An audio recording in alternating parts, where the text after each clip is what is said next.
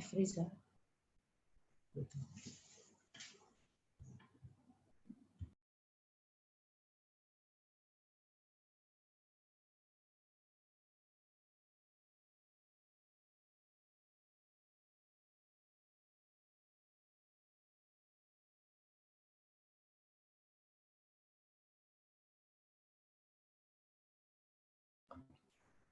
Assalamualaikum. Dr. Hafaz. Dr. Hafaz. Okay, salam Dr. Latifah. Yeah. How are you? Fine, Alhamdulillah. Dr. Hafaz, dia punya background tu, it looks like ni kan? Should I off? Not here. Yeah. So I think I cannot. We tried, but I think we could not. Ni lah. Apa? Something. Yeah. So is it okay? I think it's better not to put it. Okay, okay.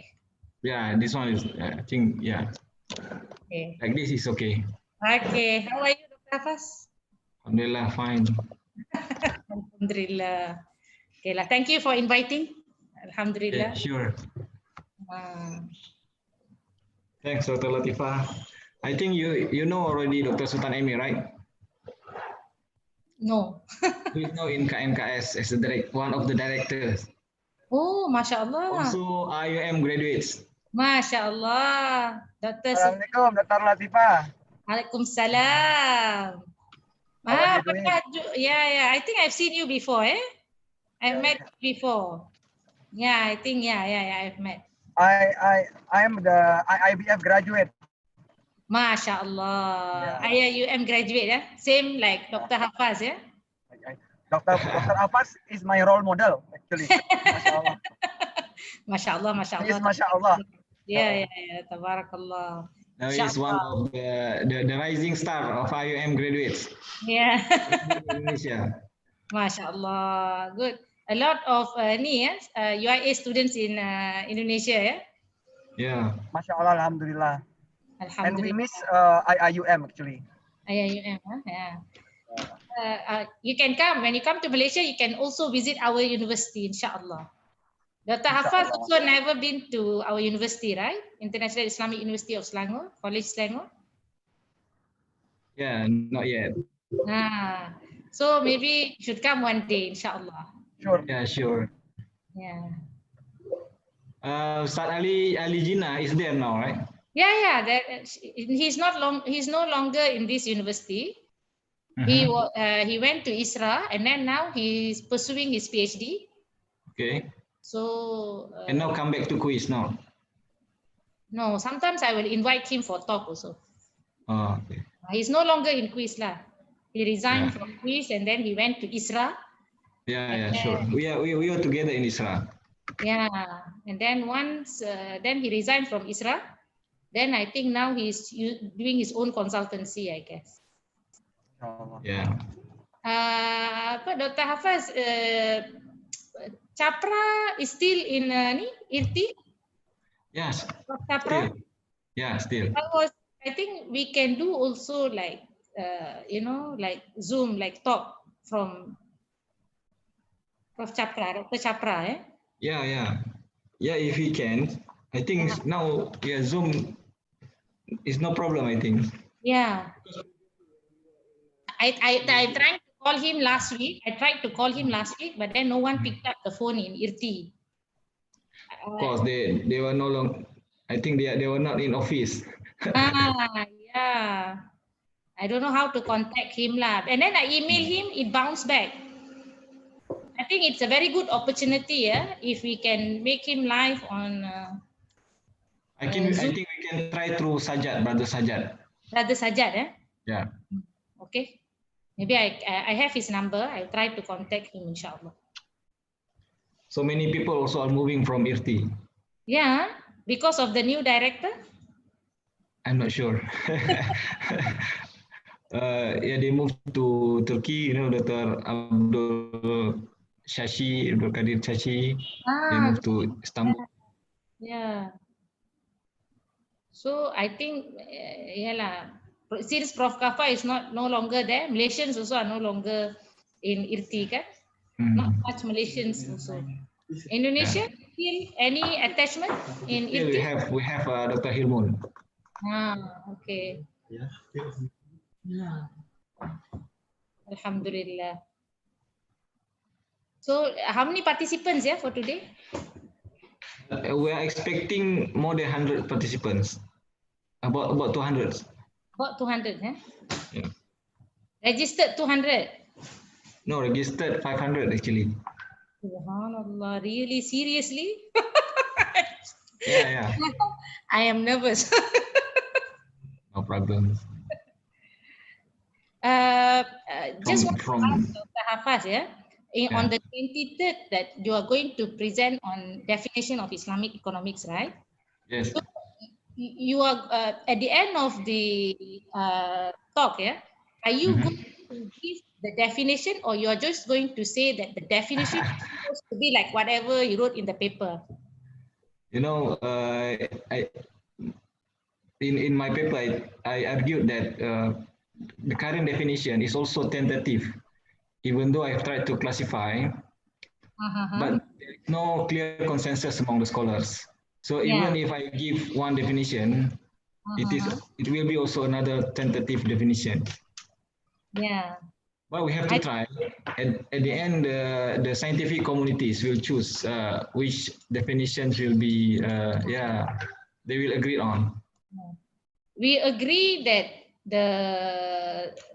when you say that it's supposed to be in the boundaries of the field, can we that one we agree lah.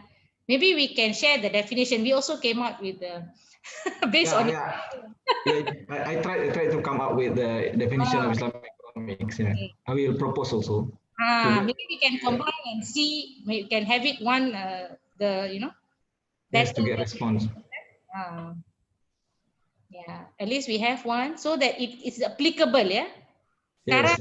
Like most of the scholars, very philosophical. I mean, the students to able to understand too is quite difficult. Yeah.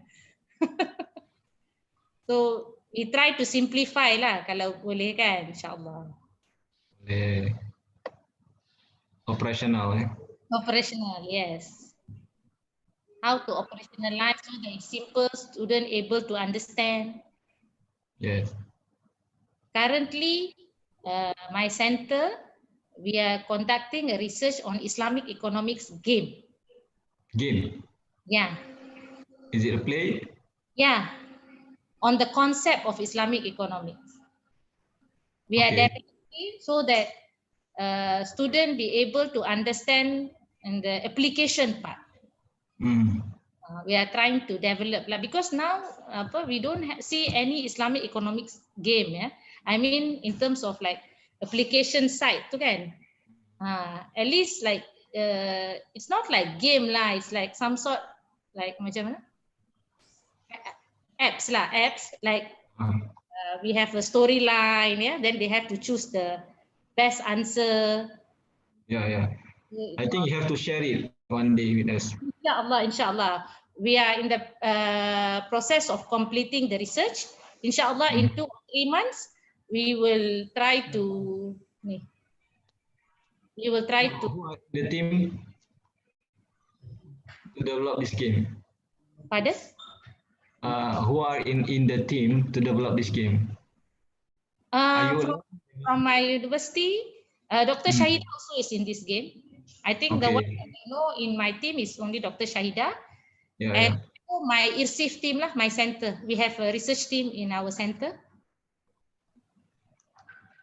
IRSIF is under the rectors or under the dean? Under the deputy rector of academic and research. Okay. Under the deputy rector lah. My superior is deputy rector of academic and research, and then the second superior is rector. Wow, that means you have very big power, and also maybe big allocation of fund from the university. If they see, they will. I think they will see what we call that. Whether whatever research that we do contributes or not. Ni kan, they also choose what research they want to allow. I mean, to give fund for. But we have matching. If you are interested, maybe we can have matching grant. Yeah, sure. We were thinking also about this matching grant because we have done it with the UUM. Yeah. We can have, if you have any idea, or we have idea, I think we need you also one of, we consider you as one of the Islamic economic scholars also. Inshallah. So we can do it both sides. I mean, here also we can appoint you to be one of the our fellows maybe. Yeah, but I think my knowledge on Islamic economics compared to you, you are far. I think the difference, like for me, application in terms of application, like implementation, I try. Yeah, mine is just like people telling stories.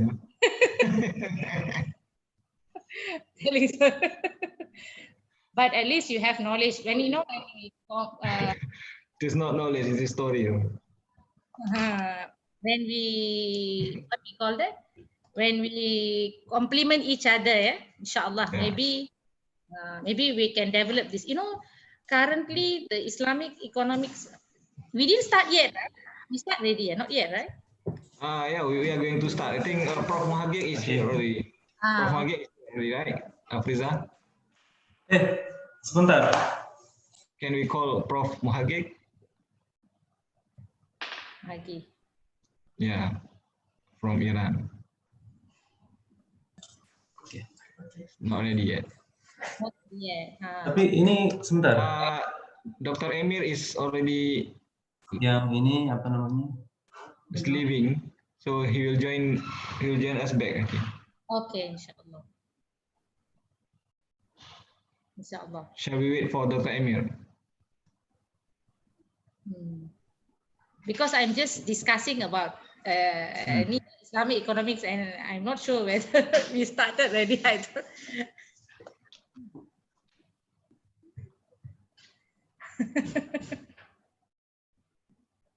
Discussion.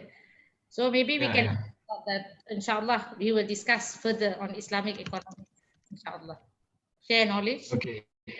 Inshallah. I will add in your name under the, we have a network, Islamic economics network. Maybe I can add you. Is it the one that Dr. Shahida is developing? Inis, right? No, or different. Yeah. Different. So this is like the session that we have last time when Dr. Mustafa present, and then now you're presenting, revisiting the Islamic economics. Yeah.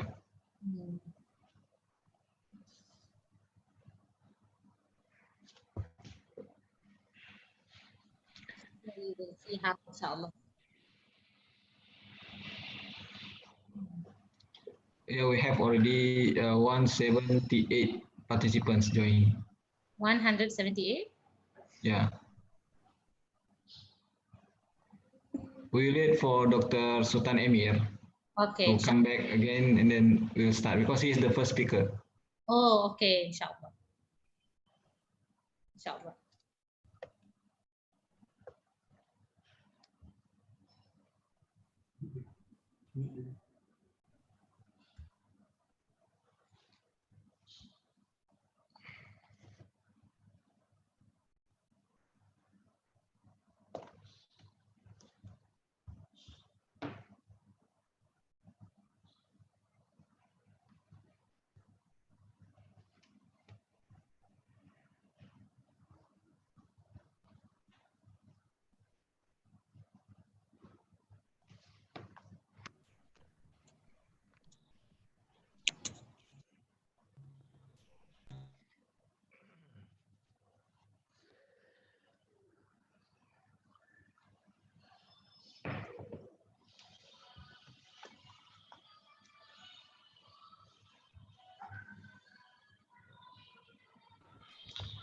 Afriza, can we start? Assalamualaikum. Ya, waalaikumsalam. Udah sampai rumah nih Pak Emir. Hah? Masih di jalan atau sudah sampai ke rumah? Belum, masih di jalan. Oke. Maaf. Ini kita mau mulai mungkin dalam 2 menit ya. Siap. Insyaallah bisa. Oke. Nanti minta tolong ditampilkan slide saya nanti ya, Dr. Abbas. Insyaallah. Oke. Ya, Pak Afriza tolong tampilin nanti slide Pak Emir ya.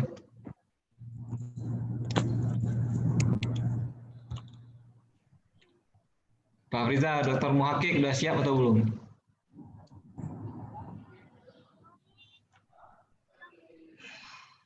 Kalau sudah siap kita bisa mulai nih.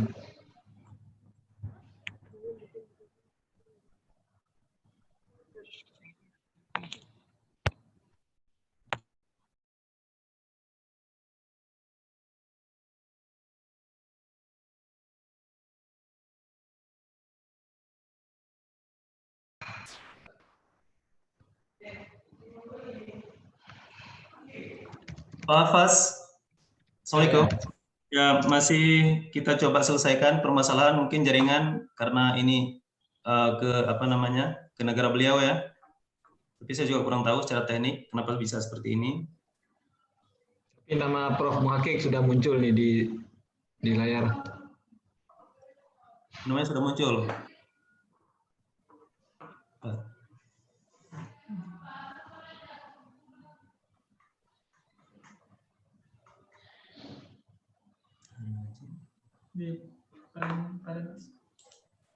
Ya, enggak ada nol.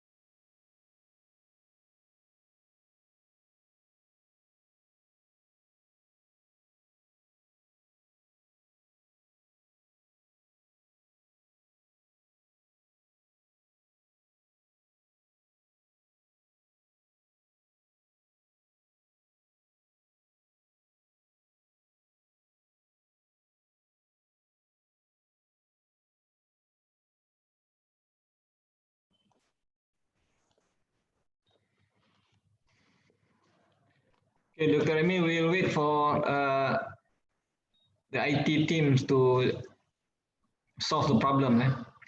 No issue, Dr. Abbas. Don't worry. Because we just know that in Iran, Zoom is I think is banned in Iran. Yeah.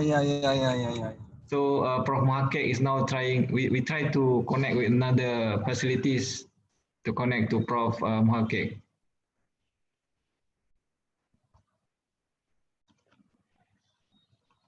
So why we choose Indonesia, Malaysia, and Iran? Because in Global Islamic Finance Report in 2019, so these are the three big countries in Islamic economic and finance. So Indonesia is currently in the first rank, and then Malaysia is in the second, then Iran is in the third. Correct. So that is the latest development. So we try to see how these countries develop Islamic economic and finance, and what are the impacts to the other Muslim countries.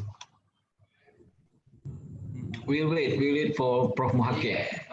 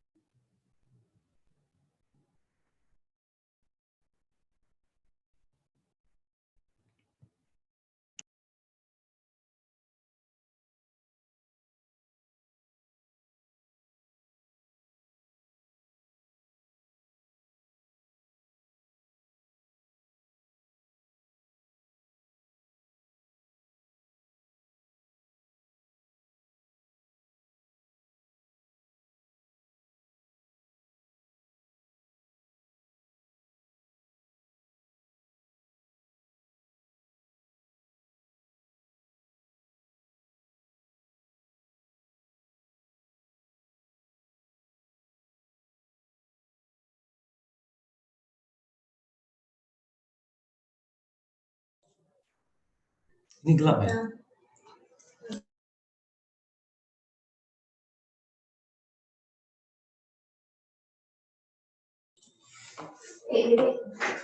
Assalamualaikum Pak Fas.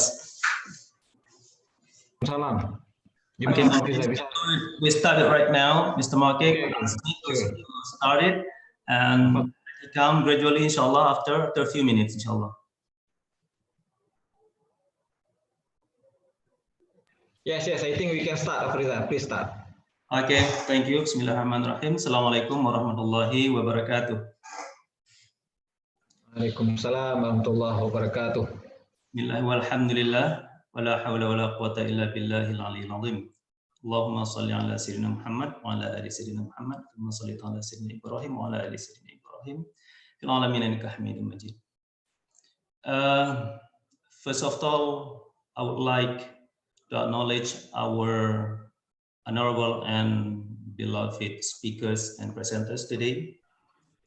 Firstly, I would like to acknowledge Dr. Latifa Bibi binti Muzaffar Hamid for giving us the blessing today. Inshallah, will be beneficial for all of our community around the world. And secondly, I would like to acknowledge Dr. Sultan Emir Hidayat. Thank you, sir. And my acknowledgement next to Professor Dr. Muhammad Jawad Muhaqiq Nia, our honorable presenter from Islamic Republic of Iran. And lastly, I would like to acknowledge our beloved brothers, scholars, and master here in our university, Mr. Dr. Hafaz Furqani. I won't take more of your time here. I would like to please Dr. Hafaz Furqani to give his speech as our opening remark today. Please. Okay, thank you very much, Mr. Afriza Salahuddin as our moderator for today's webinar. Assalamualaikum warahmatullahi wabarakatuh. Alhamdulillahi rabbil alamin wassalatu wassalamu ala asyrafil anbiya'i wal mursalin wa ala alihi wa ashabihi ajma'in. Thanks to the organizers, thanks to Islamic Economics Department of Faculty of Islamic Economics and Business, University Islam Negeri Araniri, Banda Aceh. This is the first international webinar we have so far, and we'll discuss about the very important topics on Islamic economics and finance development in selected Muslim countries. So we're glad to have three prominent speakers in this webinar. We have Dr. Sultan Emir Hidayat. He's in KNKS, Komite Nasional Ekonomi dan Keuangan Syariah, or Islamic Economics and Finance National Committees in Indonesia. And also we have Dr. Latifa Bibi Muzaffar Hamid from IRSIF, College University Islam Selangor, Malaysia, who will speak about the development in Malaysia. And we have also Professor Muhammad Jawad Muhaqiq Nia, who will speak about the latest development in Islamic economics and finance in Iran. So we have we choose these three countries to discuss about Islamic economics and finance because the current report on the development of Islamic economy and finance in the world, published in GIFR, Global Islamic Finance Report 2019, position Indonesia, Malaysia, and Iran as three biggest countries that have influence in Islamic economics and finance development. So Indonesia currently is number one in terms of ranking, with score 81.93. Yeah, and then Malaysia is in the second, 81.05, and then Iran 79.03. So of course, Indonesia is for the first time is in this ranking published by GIFR, because in the report is mentioned that Indonesia, so many progress done by Indonesia. So one of the reason for this is that because of these new bodies found by the government, in which Dr. Sultan Emir is one of its directors, KNKS, Komite Nasional Ekonomi dan Keuangan Syariah. So Indonesia, for 30 years, known as one of the country that has an approach in developing Islamic economy and finance, bottom-up approach, which means that government put less initiative in developing Islamic economy and finance in the country. But in the past 3 years or in the past 5 years, maybe, we see some changes, whereby the government of Indonesia now, following other countries such as Malaysia and Middle East, becomes very proactive in developing Islamic economy and finance in the country.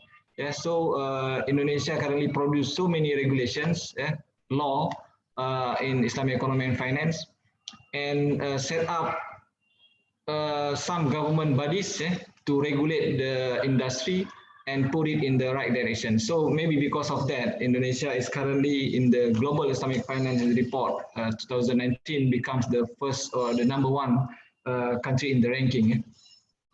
And not to mention Malaysia, also a long time known as one of the leaders in Islamic economic finance, and Iran also, which apply a single, I think, Islamic financial system, the only one in the world. And we see also some many progress in Morocco, for example. Morocco now in the top 20 in Muslim countries that have a very good development in Islamic economic finance. Previously, Morocco is in the 48. Now it is in 19. And Brunei also. Brunei from ranking 14 now becomes number 6 in the world. So we have seen so many progress, but we want also to listen from the representative of each countries. What are the level of development currently in Malaysia, Indonesia, and Iran, and what are the issues that we are facing so far? Of course, each country will have to face different problems. And maybe we can also share how these countries tackle the issues. And for that, we are lucky to have these 3 prominent speakers to discuss the issues. I think we will not miss this session until the end of the speaker's speech.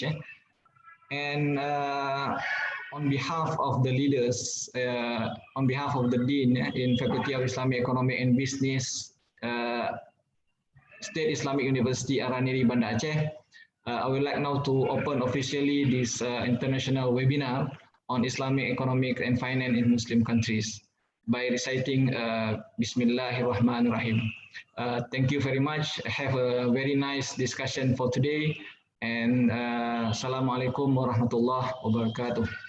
Waalaikumsalam warahmatullahi wabarakatuh. Thank you very much. Our Vice Dean of State University, Islamic State University of Araniri, Banda Aceh, Mr. Dr. Hafaz Furqani. And dear brothers and sisters, ladies and gentlemen, let's move to next program. Especially, we will have 3 prominent speakers today, as I have said before, previously. And exceptionally for Dr. Sultan Emir Hidayat, because of his traffic of program today, we would have our Q&A session, especially for him, immediately after his speech later, inshallah. So we would like to please Dr. Sultan Emir Hidayat to give his speech and Q&A session. Thank you, sir. Thank you very much, Mr. Afrizal and Mr. Moderator and Dr. Hafaz Furqani, my role model, to be honest, when we were together in IUM for PhD time, and I always look at the as one of the best researchers that Indonesia has for Islamic economy. If you don't mind, can you please share my slide? Okay, we'll do it. Afriza, please help us in sharing the slide.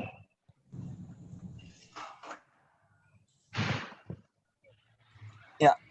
So I'm going to talk about Islamic economy and finance in Muslim country, especially Indonesia's development and direction. Is it clear?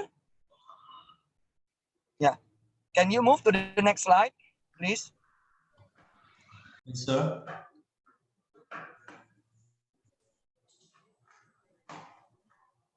Yeah, about the ranking, the next slide. Yeah, this one.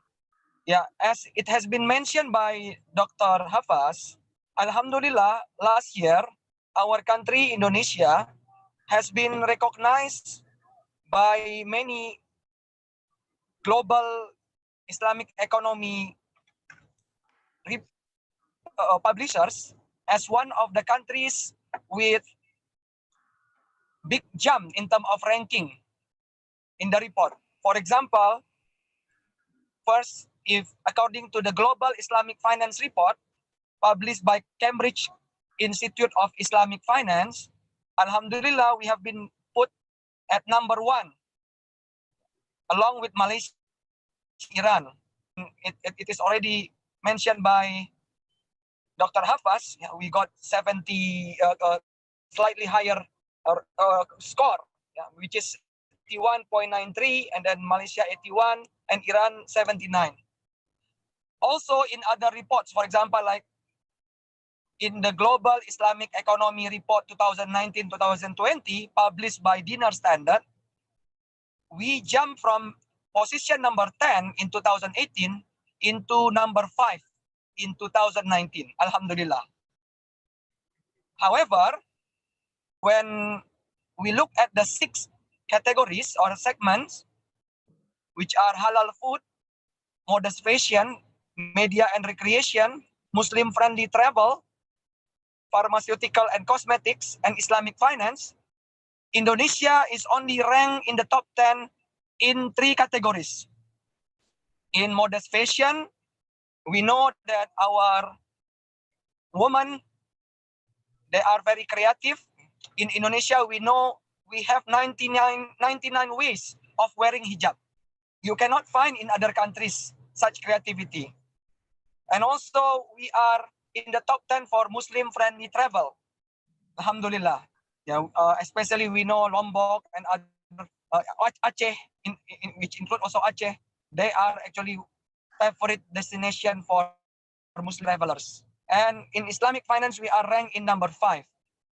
Also, according to Islamic Finance Development Indicators published by ICD, International Corporation Development of IDB, subsidiary of IDB, and Refinitiv, we also jumped from number 10 in 2018 to number 4 in 2019. Also in Global Muslim Travel Index, we are ranked at number 1 together with Malaysia as one of the best Muslim destination for traveling. Alhamdulillah. So those achievements need to be appreciated, and we are thankful for that, but we should not be complacent, because our potential is more than our current situation, inshallah. Next slide, please.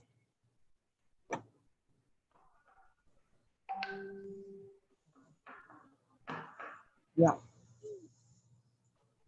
In the next slide, we will find that regularly Indonesia is conducting Halal Award.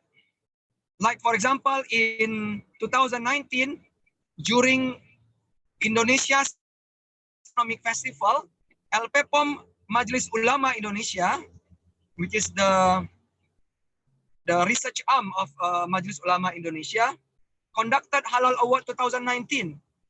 And many halal top brands were awarded during that time. And some of them are actually products of multinational companies, such as Unilever, for example. We know that in Indonesia, almost all Unilever products are already halal certified. For example, when you want to use your toothpaste, Pepsodent is already halal certified. And even they have a specific halal brand for cosmetic, which is called Namira. In other brands, for example, we know Indomie very well, the world's biggest instant noodle. It is also awarded as halal top brand. Bimoli, but there is a specific brand which is very well known as halal brand, which is Wardah, for example. Now these are now, alhamdulillah, becoming more in the society. People started to realize the importance of halal. So now they are more aware of halal things now. Next slide, please. Yeah, but it's always criticized, especially by our vice president, which is the CEO of KNEKS. Yeah, our vice president always mentioned we need to be producers, not consumers. So far, in terms of our export to OIC countries, we still behind Malaysia, UAE, and Saudi Arabia. Though in terms of economy, we are the biggest Muslim country in terms of economy as well. In G20, among the G20 countries, Indonesia is the biggest among the OIC countries in terms of GDP. And halal industry has very big potential in Indonesia. The first one, if we look at the contribution of halal industry into gross domestic product, in 2018, it contributed to USD 3.8 billion. While total spending of Indonesians to halal services and products, it is estimated to be around 218.8 billion US dollar and expected to grow at the rate 5.3% until 2025. And one of the three for halal lifestyle. And also, in terms of education and research, alhamdulillah, we know that in Indonesia, there are many universities that are offering Islamic economics related programs. One of them is actually UIN Araniri in Aceh. And of course, there are still some issues. For example, like of curriculum of Islamic Finance and Economics program in Indonesia, it is still considered to be the graduate of the program are still lacking in critical and technical analysis needed by the industry. This is according to the industry. And in terms of human resources, though currently there are around 61,000 human resources working in Islamic banking, but still we need more human resources to fill up the industry needs. So there are three factors that can contribute to successful human resources development. Number one, to design a curriculum that can meet the weight of Islamic banking and pure banking, recruit qualified lecturers in the fields of pure economics and Islamic economics, and Islamic universities must promote research on human resources so that the results of this research can be beneficial to industrial development. Next slide, please.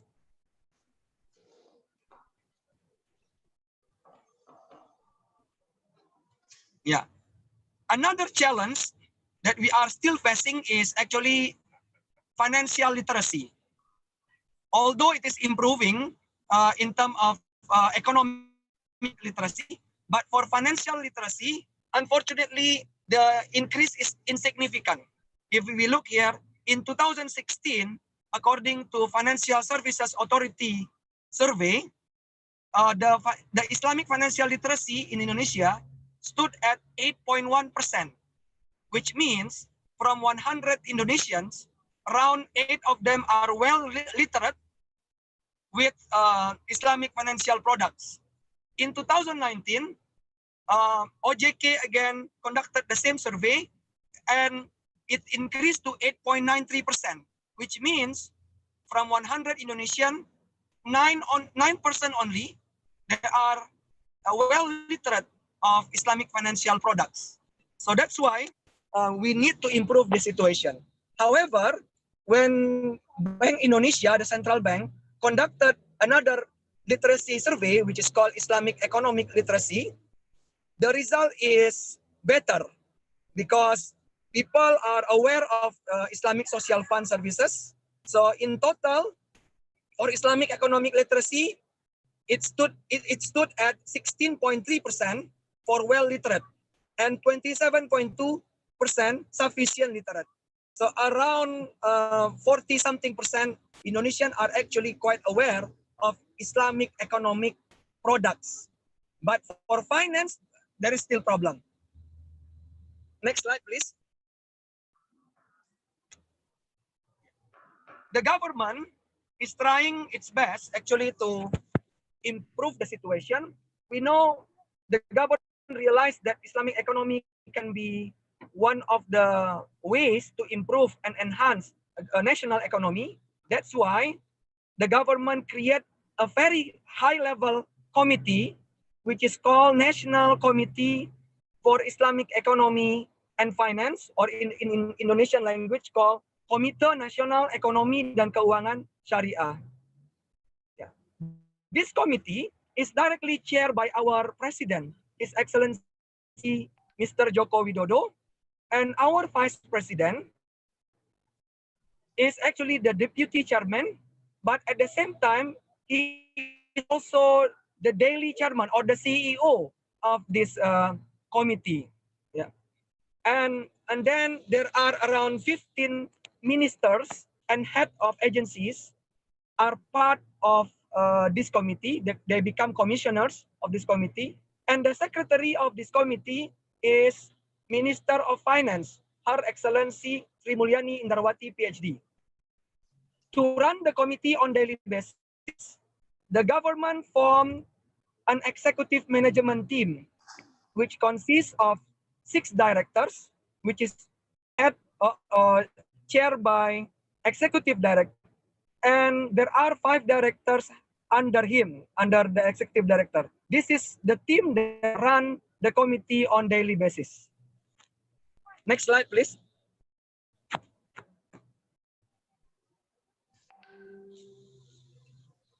Next slide. Yeah. The National Committee has actually to expand and advance the development of Islamic economy and finance in order to strengthen the national economic resilience. And there are 4 scope of the jobs of KNIKS. The first one is to develop halal industry. Our Vice President, Professor Ma'ruf Amin, always says that we don't want to become consumers, but we want to become producers of halal products and services.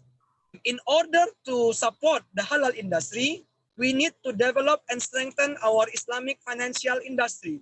We hope that Islamic finance will support or will finance the development of halal industry. So we don't want only halal supply chains, but we want to create halal value chain. In addition to that, we hope also we can optimize Islamic social funds, namely zakah, infak, sadaqah, and wakaf, especially during the pandemic of COVID-19 that we are facing currently. And also, we don't want only to create the vehicles, but we need to fill up the vehicle with people, yeah, who are inside the vehicle. So always our Vice President said, we need to strengthen our micro, small, and medium enterprises, especially those who are running their business in halal industry. So therefore, we need to develop and expand our Islamic business activities. So our job is to provide recommendation, to coordinate and synchronize and synergize all the stakeholders of Islamic economy in the country, and to formulate and provide recommendation for any problems within Islamic economy and finance sector, and also to supervise and evaluate the implementation of the policy and the strategic programs that we already decided. Next slide, please.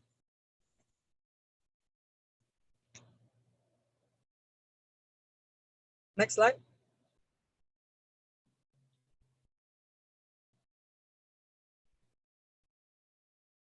Yeah, this is the milestone of Indonesian Islamic economy development. In 2015, when we were trapped by 5% market share of Islamic banking at the time, Indonesian government requested National Planning Development Agency, Bappenas, to create a study or to conduct a study why Indonesia cannot get out from 5% trap. So Bappenas, along with one of reputable international consultant, conducted a study and came out with a master plan, which is called Master Plan of Islamic Financial Architecture in Indonesia. But the focus at the time was to improve Islamic finance, not Islamic economy. One of the recommendations from the master plan is Indonesia needs to create a high-level committee that can coordinate, synergize all stakeholders' effort in order to speed up the development of Islamic finance at the time. And that recommendation was taken by the president in 2016. It was wrong, not January 2019, it's wrong. In 2016, National Committee of Islamic Finance was formed by the president. But then, during the plenary meeting, the president, as the chairman of National Committee or KNKS, had an ambition for Indonesia not only to develop Islamic finance, but also to develop Islamic economy, broader area, which include in the halal industry. Therefore, from 2018, the government requested Bappenas and also KNKS to start the preparation of the second master plan, which is called Master Plan of Islamic Economy, or known as MEXI 2019-2024, which also includes MEXI inside, or the Islamic finance inside. And this MEXI was launched in May 2019 by the president, and we are at the executive management of KNIKS created another document which is called Implementation Plan, which is detailing MEXI, because MEXI is very broad. Yeah, there are many things there, but what are to be done first? Let's say what to be done in 2020, what to be done in 2021. So we are at the executive management along with other stakeholders through several FGDs. We came out with implementation plan. So we already know what to do in 2020, 2021, 2022 until 2024. Next slide, please.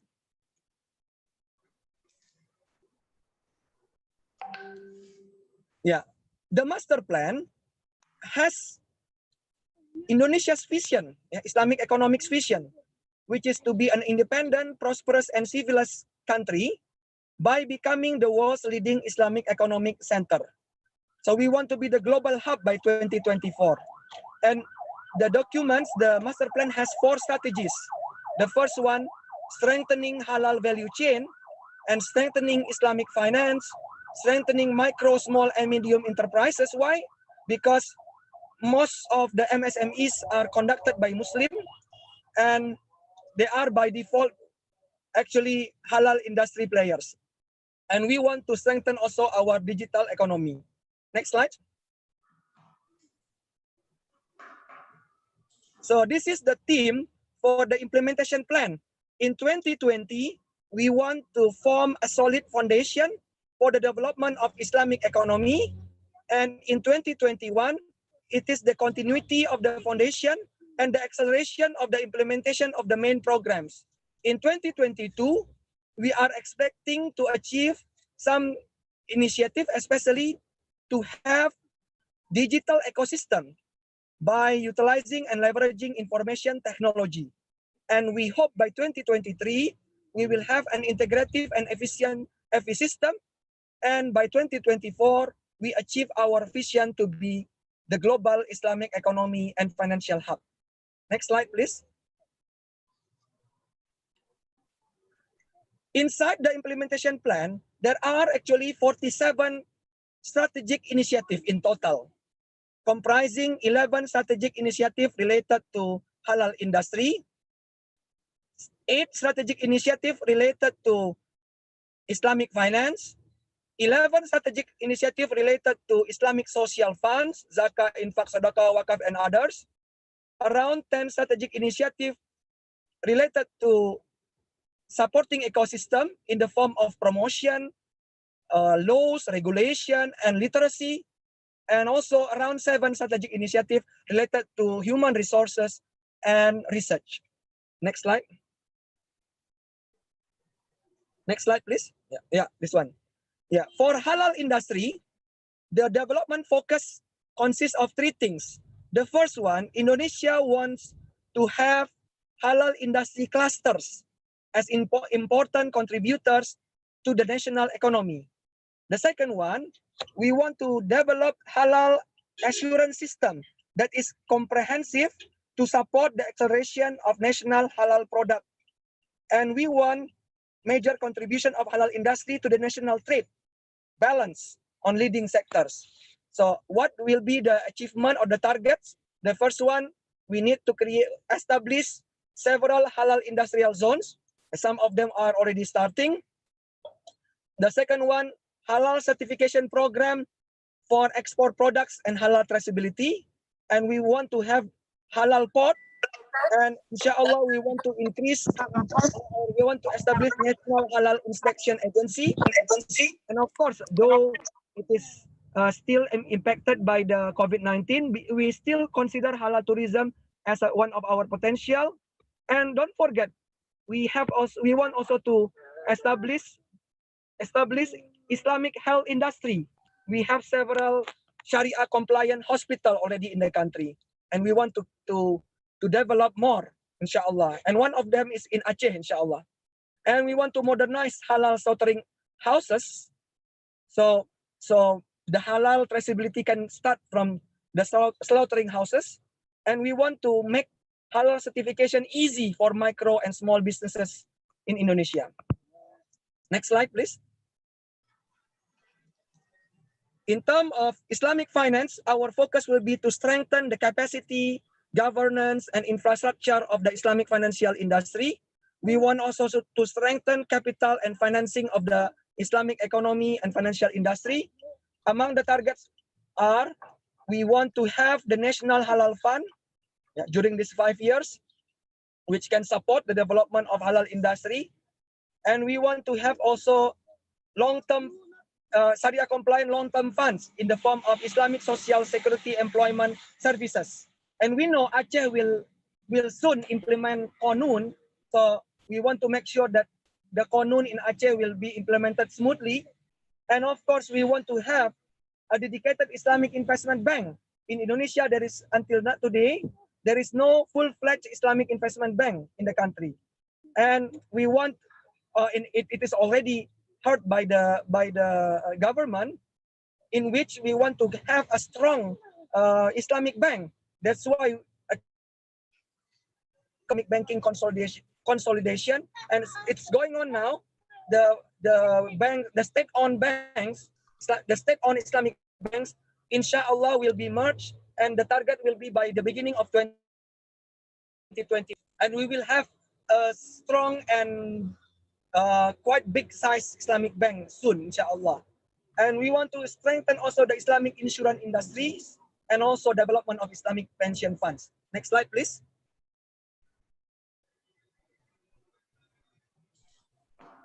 Next slide.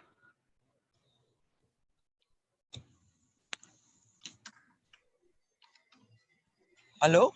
Bisa dengar aku, Mas? Halo? Yeah. In terms of social funds, Islamic social funds, we need to realize the improve the management of zakah, infak, sadaqah that are transformative for the national development, and to come out with sustainable Islamic microfinancing in order to improve the welfare of the low-income people and to increase Islamic financial inclusion. And we know that financial inclusion is still an issue for us, especially for Islamic finance. That's why our target is to transform Zakah, charity, and national arms management, in which we want to implement regional-based Zakah management. It's a bit too long if I have to explain it here. And of course, we want also to optimize national Wakaf management and also to create a sustainable Islamic microfinance institution. We want again to revamp the BMT and other Islamic microfinance institution, and to expand and strengthen the Islamic boarding school based Islamic financial services network. Next slide. In terms of Islamic business activity, we want to develop MSMEs that are competitive, not only locally, but also can go global, can produce, can export their products, especially the halal industry products. And of course, we need to digitalize Islamic businesses and to create and strengthen halal MSMEs through leading sectors. And some of the targets are to foster and enhance the national halal business scale, to facilitate MSMEs to raise financing through corporate sukuk. Our sovereign sukuk is already active, but for corporate sukuk, we are still like, we need to improve it. That's why, and we need to facilitate the MSMEs as well. And to create an incubation of halal product exporter and partnership with large businesses, and to accelerate the digitalization of the MSMEs, and to establish the Indonesian one data center for the Islamic economy. Next. Yeah. Before that, sorry. Yeah. Of course, we need to create the supporting ecosystem or enablers. Yeah. We need to improve the financial literacy, and we want also to harmonize the regulation, laws and regulation related to Islamic economy in the country. We want to strengthen the human resources and to achieve better global competitiveness index, and to improve the quality and quantity of halal science research and development, especially to come out with locally based products, import substitute, and to come with a technology such as halal rapid assessment tools, which are necessary for micro and small and medium enterprises.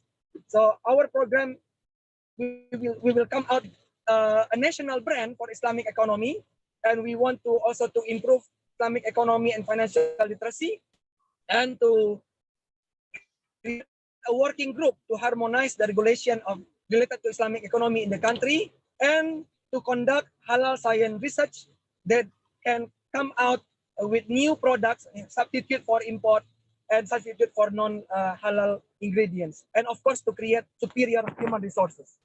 Last, next slide, please. The last one. This is the ecosystem that we want to create in Indonesia.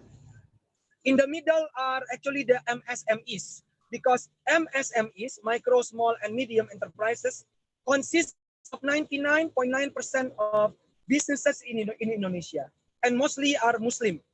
So we want to upscale their life from becoming mustahik, the recipients of zakah, and then through Islamic Social Fund, they will transform into above the poverty line, and they become ultra micro businesses, in which they still need some of fund from social fund, but some funds can be obtained also from commercial finance. And then as the company is getting bigger, let's say to micro business, the role of Islamic microfinance here is very important in the form of Baitul Mal wa Tamwil, Bank Wakaf Mikro, and others. And as they are getting bigger, let's say they become small business, and then commercial finance of them, and when they become medium and a big corporation, and then pure commercial finance will serve them. And we want to create halal industry, and we want to support the halal industry. And of course, we need all the enablers down. So maybe that is my presentation so far. Maybe we can continue with Q&A session. Thank you very much. Assalamualaikum warahmatullahi wabarakatuh. Waalaikumsalam warahmatullahi wabarakatuh. Thank you very much, Mr. Dr. Sultan Emir Hidayat. And we will open Q&A session right now. But surely I would like to read some the question which were given by our attendants today. Okay, the first question, sir. Assalamualaikum, Mr. Amir. Yes, Waalaikumsalam. The question, sir. What is Islamic means for Indonesia government? Is it enough just developing Islamic finance with all its instruments to comprehensively and fully adopt Islamic economics? What else Indonesia government should do or could do? Thank you, sir. Yeah. If I understand the question properly, the question wants ask about what it means by Islamic. That one, right? Yeah. Yes, sir. First, what Islamic economic means for Indonesia government? Yeah. So, you know, the Islamic economy, according to the dinner standard, it covers many aspects, not only Islamic finance. Islamic finance is only one of the aspects there. We have halal food and beverage. We have Muslim fashion. We have halal tourism or Muslim-friendly tourism. We have halal pharmaceutical and cosmetics. And we have halal media. And also Islamic finance, of course. So in Indonesian government want to develop that one, want to develop all sectors or all segments of the Islamic economy. And Islamic finance, we hope Islamic finance will support the real economy and especially the halal industry. So we want to have a linkage between Islamic finance and halal industry. So that's why our master plan, it's called Master Plan of Islamic Economy 2019-2024. Okay. That was the second part of the question, I think, sir. So this is the last part. What else Indonesian government should do or could do? Could do? Yes. Yeah. So the establishment of National Committee of Islamic Finance is actually one of the things that the government has done. And you know, this committee is unique. There is no 100% counterpart for this committee. In Malaysia, they have JKKI, Jawatan Kuasa Khas Keuangan Islam. But that is focusing on Islamic finance only, number one.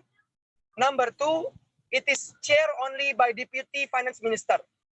This is number one. And number two. So in other countries, there is similar committee. It's called Dubai Islamic Economy and Finance Development Center. However, Dubai is not a country. Dubai is an emirate within United Emirates. So it is a kind of province for us, or state. So it is not the same because for us, KNEKS or KNEKS in Indonesia, it is national at the national level. So what the government has done by creating the KNEKS, it is something which is extraordinary, and it is proven by the jump in Indonesia's ranking in 2019. Alhamdulillah. But of course, it is not enough. The programs that I mentioned to you are actually KNEKS programs. So if we can realize all those programs, inshallah, our vision to have Indonesia as an independent, prosperous, and civilized country by becoming one of the global hubs of Islamic economy in the world, inshallah, will be achieved, inshallah. And of course, as a consequence, inshallah, also the welfare of the people, Indonesian people, inshallah, will be enhanced. Okay, thank you very much, sir. The question was asked by Brother Lonnie Henry. So let's move to the second question. This question presented by Dr. Awang Darmawan MM. Thank you for the presentation. I want to ask some questions. First, how the role and support of the government toward the development of the Islamic economy after the election of Ma'ruf Amin as Vice President? The second, what is the role of government in the development of halal tourism in Indonesia? Thank you. After our current Vice President, Professor K. Haji Ma'ruf Amin was sworn in as our Vice President, he directly took a step to upgrade National Committee of Islamic Finance before to become National Committee of Islamic Economy and Finance. Dari Komite Nasional Keuangan Syariah menjadi Komite Nasional Ekonomi dan Keuangan Syariah. Another big step that he took before, yes, the president was the chairman of KNKS. However, president is busy. He doesn't have time. He cannot focus on KNKS that much. When Professor Ma'ruf Amin became the vice president, it took 4 months for him to convince the president to choose him or to elect him as the daily chairman of KNKS. So almost every week, we are coordinating with the vice president's team, sometimes with him directly, yeah, and he is fully aware of what's going on. So this is what he has done, and he's monitoring us. He makes sure that our programs are moving, and he either by him directly or by his team. So this is what he has done. Related to halal tourism, now, of course, now this is something which is a setback also. Inshallah, we want to come. To push it again. In the past, we have National Halal Tourism Acceleration Team within Ministry of Tourism. However, at the moment, that team is no longer there. But now, the vice president still wants to develop the halal tourism. What we can do now is to motivate the provinces. We identify several provinces in Indonesia, which include Aceh, as the potential provinces for the development of halal tourism. And we want to motivate the governments for this. Of course, during pandemic, it will be quite difficult for this. But in the long term, tourism is needed. So we come out together with a consultant. I cannot mention the name here. I don't want to promote. We are now preparing some kind of index, which are completing the previous index. Soon will be released. We are expecting by the end of this year. Hopefully, the situation is getting better. The index will give like a rank to the provinces who are the best for halal tourism and what are the factors that are measured. And if a province want to improve its ranking, it is very clear that what the province can do. Yeah. There are several components such as access, environment, services, communication, many aspects. I cannot explain it in details here. So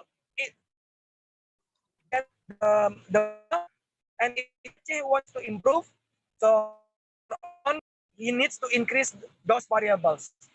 So this is what we are doing now related to tourism. Okay, thank you, sir. The last question, but I would like to apologize to all of our attendances here. Maybe not all questions supposed to be asked to Mr. Sultan. maybe we can guide it to the other presenter later, inshallah. So this question, I think, is interesting question. How can KNEKS and Directorate Sharia could coordinate each other to avoid mismanagement and miscoordination between each other, because the institution are relatively new. So what the differences authority among the other institutions? Thank you, sir. Can you repeat again, because not that clear for me? So sorry. How can KNEKS and Directorate Syariah could coordinate with each other to avoid mismanagement and miscoordination? Because maybe I'm from mobile, yeah. That's why it's not that clear. Okay. Yeah. So what I heard is, how can we coordinate, right? Yeah. Stakeholders. Maybe this one. Yeah. This is what you mean. Okay. That's what it means. You know that KNEKS has 16 commissioners, and all of them are actually ministers and head of. So KNEKS is not the executive. So when, let's for example,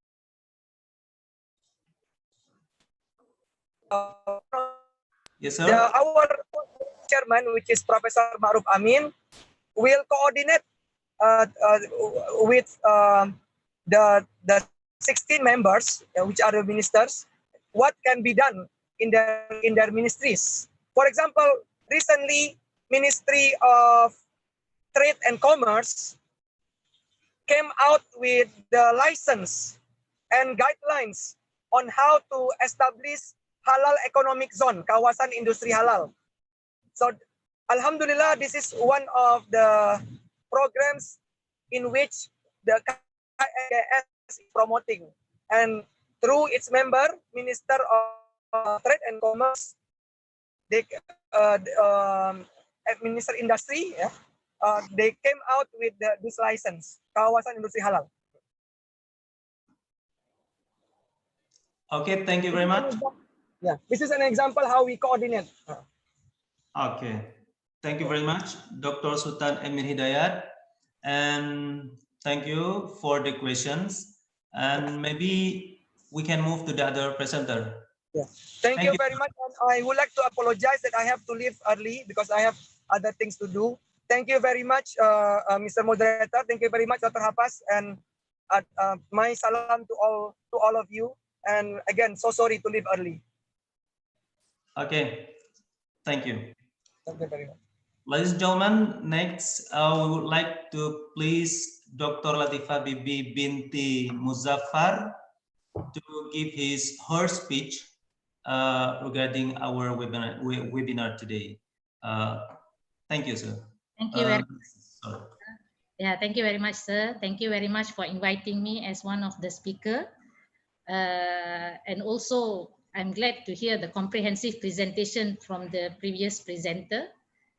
Okay, now I will present from the context of Malaysia. Yeah, I think mine is not as comprehensive as a previous speaker, but generally, this is what, like, from our center, International Islamic Research and Islamic Economics and Finance, IRSIF, involved in the certain projects, yeah, that relate to the development of Islamic finance in Malaysia. Yeah, okay. So my topic for today is the complementary roles of three sector model, solutions for Malaysian economic development from the context of Islamic economics. So this presentation I did with two of my colleagues, Sir Ahmad Fatin and also Ms. Saadia Abdul Karim. Okay, can we go to the next slide?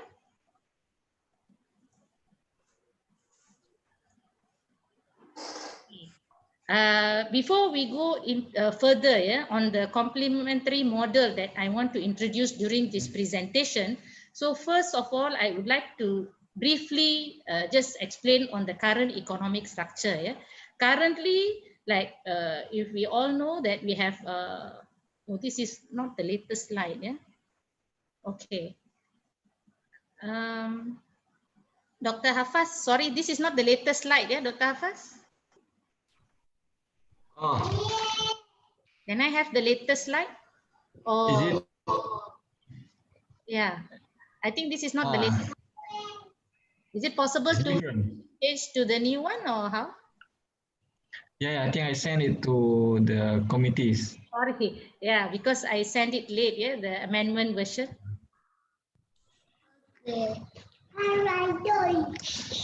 Okay, let me check first. Can continue if Jangan dibuat.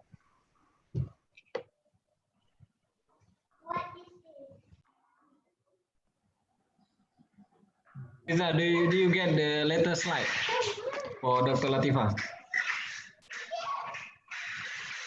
is it possible, or if it is need, then it's okay. I can still continue with the slide.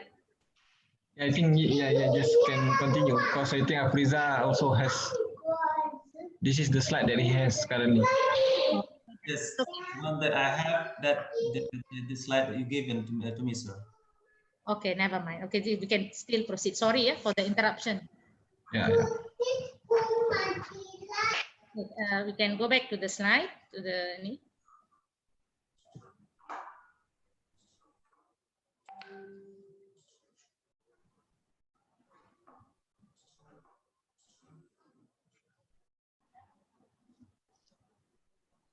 We have the slide. Or...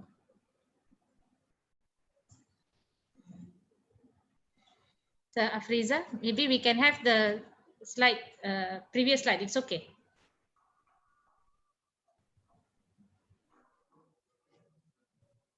Okay.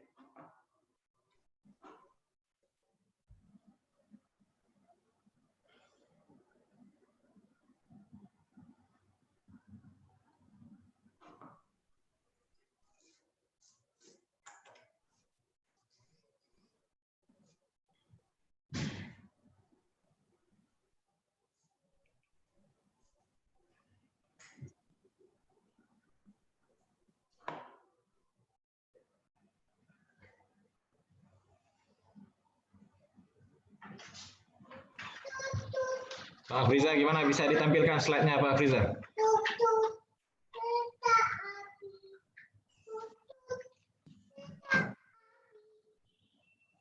Yang tadi juga nggak apa-apa? Bukan, slide-nya sama apa namanya, bucut, Pak Fas, sebentar. Yang tadi aja nggak apa-apa.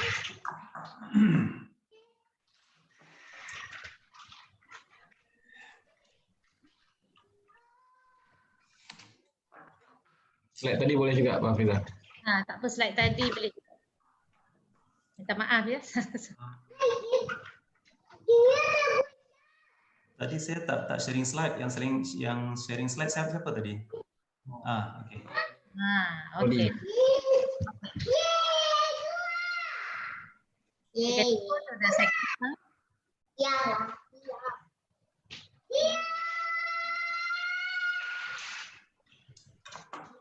Can we go to the next page? Okay, before this. I mean, before this slide. Okay. So currently we have modern economics where this is the latest slide. Okay, thank you. Okay, modern economics. So the private sector know that the ultimate objective is profitability, and the responsibility is to provide conducive environment for economic activities. And when it comes to social system, so public sector is a prime and private sector in minor sector. So by having this current economic structure, so we still facing the issues of development. Yeah, can we go to the next following slide, please? Following slide, the next slide. Okay, so we are still facing current issues, Islamic countries like poverty, income inequality, underutilization of resources. So these are the main issues, mostly in underdeveloped countries, yeah. And then like the structure. So if let's say we see from the context of Islamic economics, yeah.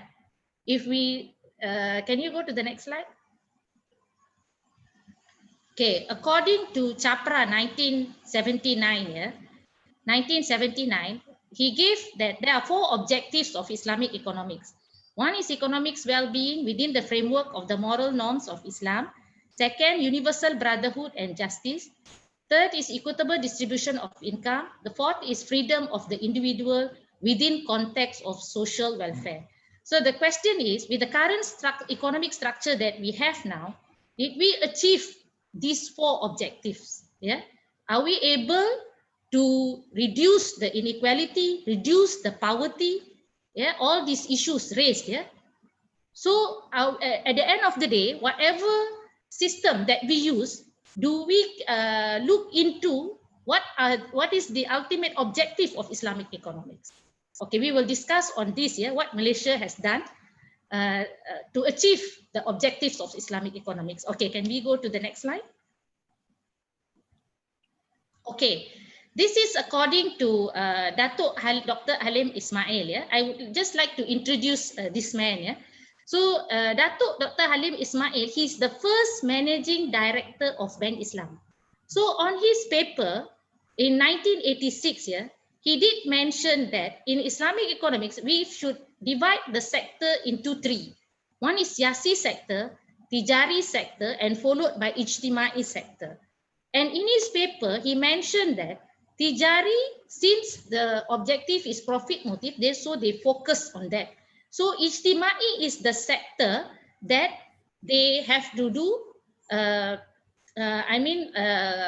in terms of like welfare.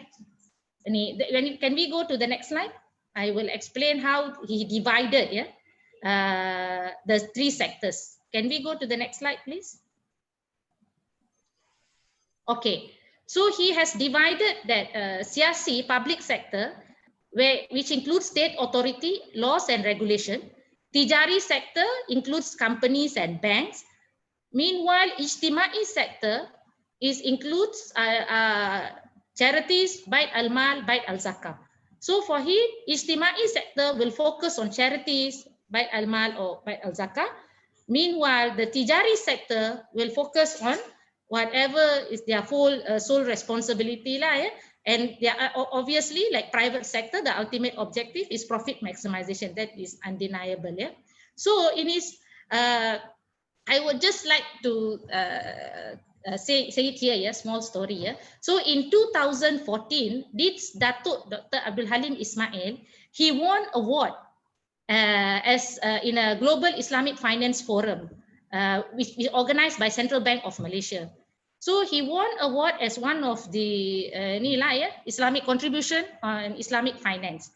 So in his speech, he said that the bank should implement such like he suggested like Sadaqah House, yeah, and he said the Islamic bank, the first Islamic bank in Malaysia, we have full-fledged. The first Islamic bank is Bank Islam Malaysia Berhad, should start doing that. And he also mentioned the verses in Quran where he said that take arms out of their, where is it? Okay. He said that Allah has permitted trade sale and forbidden usury, and Allah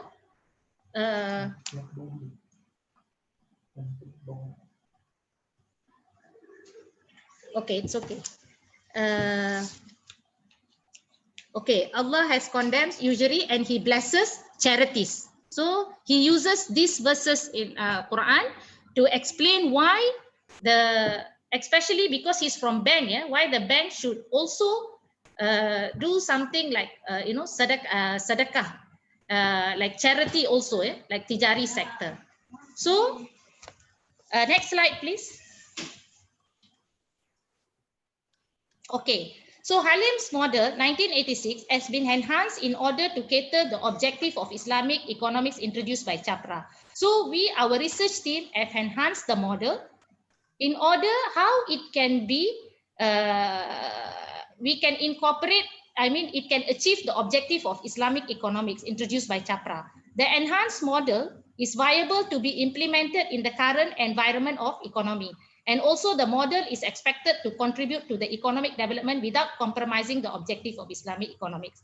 So our center, when Dr. Abdul Halim Ismail, during his speech during Global Islamic Finance Forum, when he said that the bank also should focus on doing charity, even though most of the, like when we talk in the Islamic finance industry, they will say that bank is not a charity. Yeah, so because they are also like their ultimate objective also to look into the their ultimate objective also for the profit maximization. So what we did, our research center, we did research on Sadaqah House. So we see the viability of the implementation of Sadaqah House in banking sector. So this is the book. Yeah, we have also wrote a book on the viability of Sadaqah House, its viability in the Islamic banking framework. So, and then we finished the research during, we completed the research in 2017. And Alhamdulillah, during that time, our Central Bank of Malaysia have come up with one structural paper. It is called as value-based intermediation. So what is value-based intermediation? Value-based intermediation is an intermediation function that aims to deliver the intended outcomes of Sharia through practices, conduct, and offering that generate positive and sustainable impact to the economy, community, and environment, consistent with the shareholders' sustainable returns and long-term interests. So in this structural paper of value-based intermediation, we have 5 trusts, yeah? And one of the trusts is the community empowerment. Community empowerment. And under community empowerment, so we can, under community empowerment, the examples that under community empowerment is the integration of wakaf and sedekah within Islamic financial transaction. So once we complete, we did this research with Bank Islam Malaysia Berhad, and once we have completed the research in 2017, Alhamdulillah, Bank Islam Malaysia Berhad has implemented Sedekah House Bank Islam in 2018. In 2018, and it was launched by the Governor of Central Bank of Malaysia during that time, yeah, in 2018. So, the next slide, please. So, when we came up with the Sedekah House, yeah, and then we feel when we come up with this, when Bank Islam come up with the Sedekah House Bank Islam, and it is proven that it is implementable in the banking sector, so we enhance the model of Dato' Abdul Halim Ismail. So we felt that actually this tijari, siasi, ijtimai, each of the sector should complement each other. And we are not going to leave just for ijtimai to implement the welfare part. So each of the sectors should complement each other. For example, like tijari, they have to they can do social empowerment with together collaboration with ijtimai sector to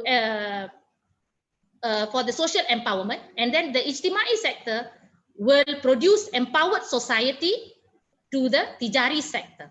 And for example, like siasi also, they can work together with the ijtimai sector, NGOs and so forth for social empowerment, and they also produce the empowered society. Meanwhile, the government sector, they provide economic stability, and when the tijari sector, they increase the growth of the country and also increase the national income. So when these sectors, they complement each other, they cooperate each other, at the end of the day, is it possible to achieve the objective of Islamic economics? And we found that based on what Bank Islam have done within these 2 years, so we found that when these 3 sectors complement, we are able to achieve this objective of Islamic economics. And also, so this circular model of Islamic economics, in terms of economic development, it reflects the comprehensive and integration of material and spiritual aspects, and it also focuses on the centrality of man. So it covers all. Can we go to the next slide? Can we go to the next slide? Okay, this is the example of how Bank Islam Malaysia Berhad has started with Sedekah House. Yeah, Bank Islam is the first one to implement Sedekah House Bank Islam as their services and also as one of their services in the bank. Yeah, it also can be called as their banking product. It's not a CSR. So the concept is like bank, they have a Sedekah House account. So the donor from the public and also bank itself provide some fund. I mean, provide donation to the Sedekah House. It's like what we call that? It is like okay. I mean, the fund, pool fund, crowdfunding. It's a concept of crowdfunding. And then the Sedekah fund, the money in the Sedekah fund will be invested. So the initial, it will return back to the Sedekah House account for the purpose of sustainability, and the profit will go to the beneficiaries. So who are the beneficiaries of Bank Islam? Bank Islam, their concept, they did like they select change maker. Change maker are the NGOs. For example, like one of their change maker for health is the Heart Institute of National Institute of okay, focuses on the heart disease. Yeah, IJN, Institute of what we call that. National Institute of at Malaysia. Okay, so they did they focus on the pediatric for kids, yeah, for any operation. So they do crowdfunding, and then they work with the foundation of IJN and foundation of IJN. So they have contributed a lot for this sector, yeah. And then also in terms of community, they help the indigenous people to come up with the electricity, because those indigenous people, they don't have electricity in the area, yeah, their area. So they worked, Bank Islam have worked with the university and they come up with the solar. And also they have worked with the, for example, for the community, they work with one of the state in Malaysia, in Kedah, for the single mother. They come out with, they empower the single mother so that they are able to self-sustain. And also in terms of education. So all this, it contributes to the development, and also it achieves the ultimate objective of Islamic economics, where the well-being of mankind. So they are not only focusing on the profit maximization, but they also contribute to the betterment of mankind. Yeah. And then the next project, next slide, please. Next. Tolong slide berikutnya. Yeah. So these are the example. Yeah, these are the single mothers where they are able to do their own business with the help, with the collaboration of the NGOs and also Bank Islam Malaysia Berhad. This is the example lah. Yeah. Next slide, please.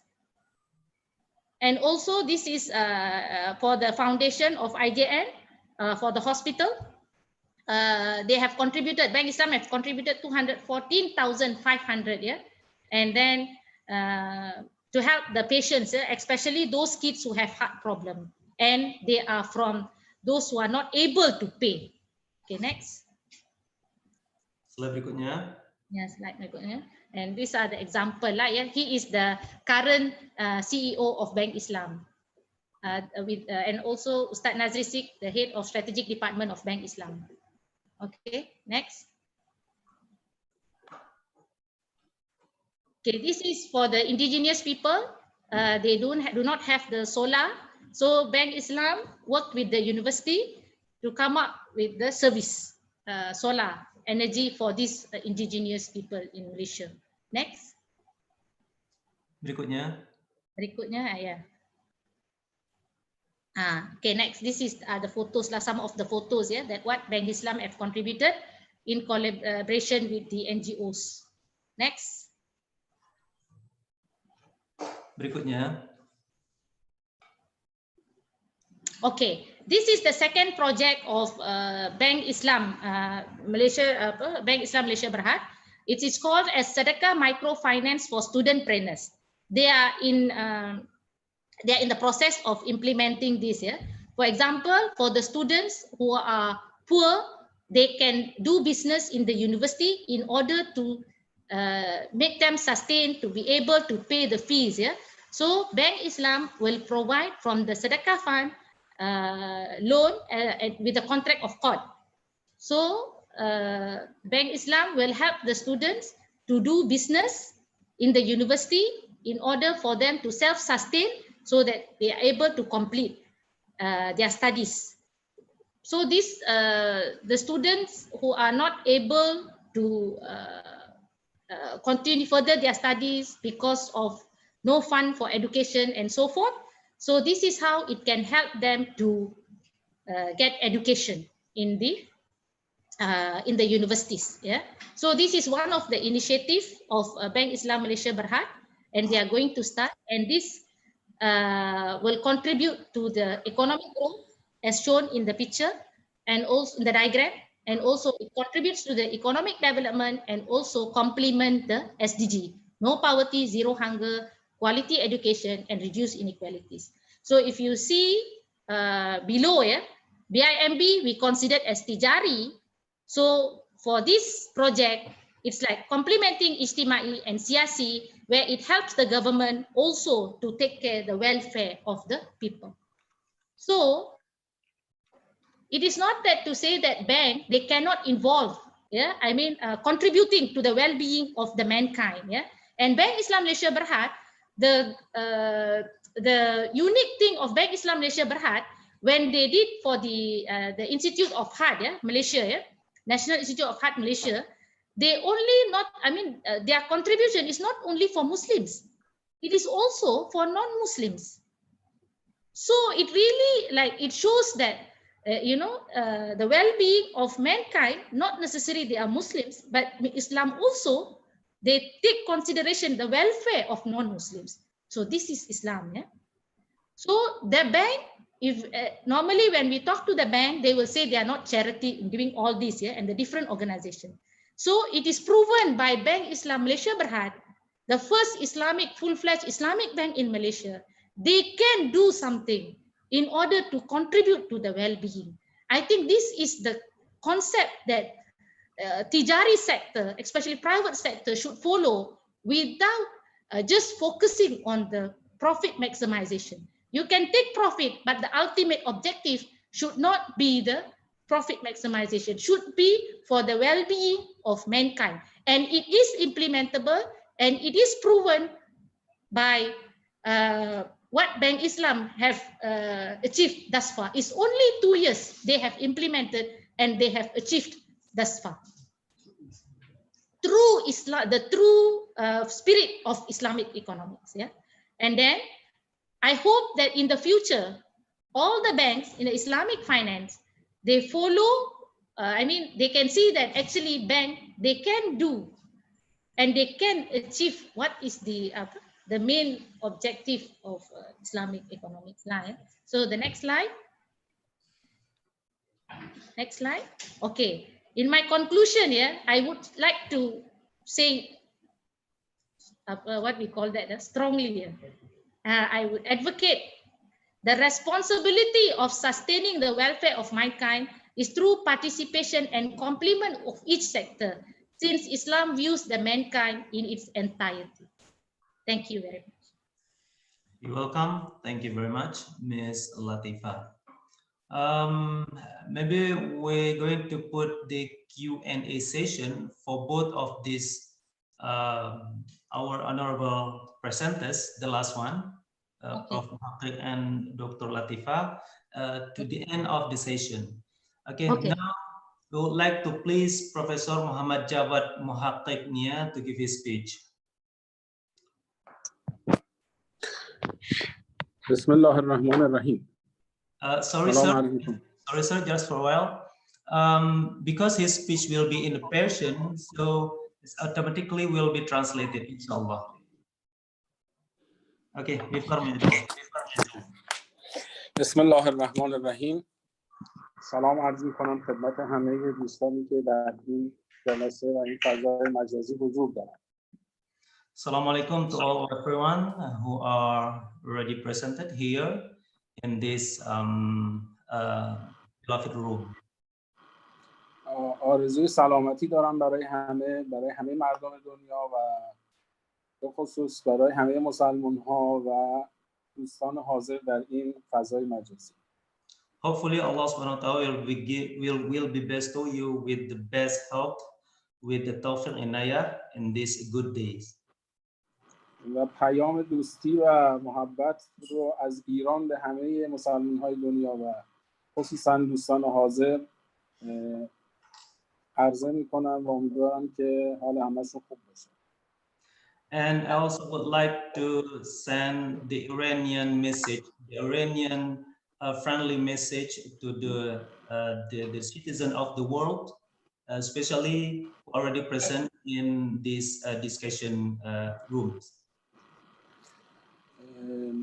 ایران به عنوان یکی از مهمترین کشورهای خاورمیانه شاید بتونیم بگیم که دومین کشور بزرگ از لحاظ وسعت و کشور پیشرو از بسیاری از جهات با داشتن 15 کشور در همسایگی خود و تسلط کامل بر شمال خلیج فارس و تنگه هرمز و داشتن 84 میلیون جمعیت عمدتاً جوان و اکثریت مطلق مسلمان جایگاه ویژه‌ای در منطقه جهان و دنیای اسلام دارد. Iran is one of the most important country in Middle East, which has the second largest country in Middle East, and the first in terms of land borders with the neighbor countries, and also Iran has 84 million population and mostly young, and 98% Muslims, and 60% of its population, the population is under 30 years old. برای اینکه آشنا بشید با وضعیت اجتماعی، سیاسی و اقتصادی ایران، من فقط بعضی از جهات و زمینه‌ها رو خدمتتون عرض می‌کنم. ما در دنیا از منظر سلول‌های بنیادی و تحقیقاتی که در این زمینه انجام شده رتبه سوم رو داریم و جزو کشورهای بسیار پیشرو هستیم. فناوری I don't want to enter to the political items here, the political matters. I just want to cite some of the Iranian success in technology and science, especially in nanotechnology and terms of technology. رتبه چهارم در فناوری نانو رو داریم. We are placed in the fourth rank of the nanotechnology in the world. چهارمین کشور تولید کننده سیمان هستیم. We are the fourth country in the world in the term of cement production. رتبه پنجم در منابع انرژی دنیا رو داریم. The fifth in natural resources sector. هشتمین کشور تولید کننده میوه در جهان هستیم. And the eighth in the steel industry and production. هشتمین تولید کننده فولاد دنیا هستیم. هشتمین تولید کننده فولاد در دنیا. گفتم. و جزء 15 کشور برتر تولید کننده علم در دنیا هستیم. And among the 15 countries in the world, in the developing country in the world. Tolong slide nomor 4. رتبه 16 در علوم پزشکی رو داریم و در تولید ناخالص ملی رتبه 18. اوکی؟ ادامه فرمایید. توی چیز داریم. پس کشور ما کشور ویژه‌ای هستش و شاید بتونیم بگیم یکی از کشورهای مستقل دنیا یا جزء کشورهای برتر در استقلال ژئوپلیتیک و سیاسی و اقتصادی. We are proudly proclaimed our country as most independent country in the world. در حوزه مالی اقتصاد ایران تا الان یک اقتصاد بانک محور بوده و بیشترین حجم تأمین مالی توسط بانک ها صورت می‌پذیرد. The Iranian financial system based on a banking-based financial system. البته در ماه‌های اخیر به دلیل شرایط اقتصادی بورس و بازار سهام در ایران جایگاه خاصی پیدا کرده و مورد اقبال ویژه‌ای قرار گرفته از توسط مردم. But unfortunately, due to the COVID-19 pandemic, our economy somehow also under the influence of this pandemic. تولید ناخالص ملی ایران چیزی نزدیک به 1500 بر اساس PPP تولید ناخالص ایران چیزی نزدیک به 1500 میلیارد دلاره که 18مین اقتصاد دنیا رو به خودش اختصاص داده. ادامه فرمایید. همه ترجمه شده رو اسلاید؟ بله. و تقریبا سهم هر بخش رو من در اقتصاد ایران و در تولید ناخالص داخلی در پاورپوینت آوردم. کشاورزی 8.9%، خدمات نزدیک 45%، صنعت نزدیک 20%، ساختمان 4% و نفت و گاز 15% و بقیه هم نزدیک 7-8% از تولید ناخالص ملی ایران رو به خودشون اختصاص دادن. این اطلاعات رو من دادم تا با اقتصاد ایران آشنا بشید و بدونید اقتصاد ایران یک اقتصاد پویا، یک اقتصاد رو به رشد و اکتیو هست. The information is given to all of you, our brothers and sisters, just to make it clear that our economy is one of most dynamic economy in the world, and we have a lot of potentials in every sectors. و علیرغم همه تحریم ها و فشارهایی که به ما اومده، ما تونستیم سر پا باشیم و پیشرفت بکنیم. ما اخیراً تونستیم ماهواره رو در فضا با تکنولوژی کاملا ایرانی قرار بدیم، چیزی که در میتونه مایه مباهات و افتخار دنیای اسلام باشه. Due to all of kind of boycotts from some of the countries in the world, we are still able to launch our satellite and to make our progress in our science and technology. خب از اقتصاد که بیایم بیرون، ما در مورد نظام بانکی امروز باید بگیم که نظام بانکی ما متشکل از بانک مرکزی هست که کاملا تحت مدیریت دولت قرار داره. Slide nomor 5. چی فرمودید؟ ادامه فرمایید شما. بله. پس بانک مرکزی تحت نظارت و مدیریت کامل دولت قرار داره. ما در کشورمون 3 بانک تجاری کاملا دولتی داریم که تحت مدیریت دولت به صورت کامل قرار دارن. 4 بانک تجاری نیمه دولتی داریم. 5 بانک تخصصی دولتی داریم در حوزه صنعت، در حوزه تعاون، در حوزه صادرات، در حوزه مسکن و در حوزه کشاورزی. این بانک‌های تخصصی ما در این حوزه هستن. اینو ترجمه کنید. Okay. Currently, the banking system in Iran consists of the Central Bank of Iran under the monitoring of the government, 3 government commercial banks, 4 semi-government commercial banks, 5 specialized banks, development banks. اینجا در چه حوزه‌هایی؟ 18 private banks, 2 Qardul Hasanah banks, and 5 private financial and credit institutions.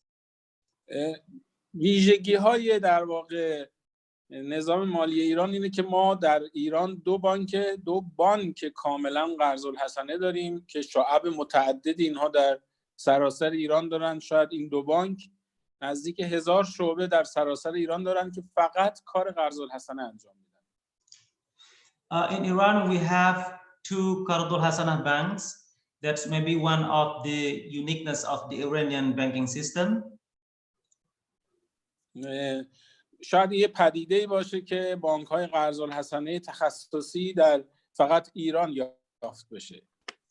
Maybe it can be considered as a phenomenon in banking system that the Qardul Hasanah banks become and turn to be the specialized bank.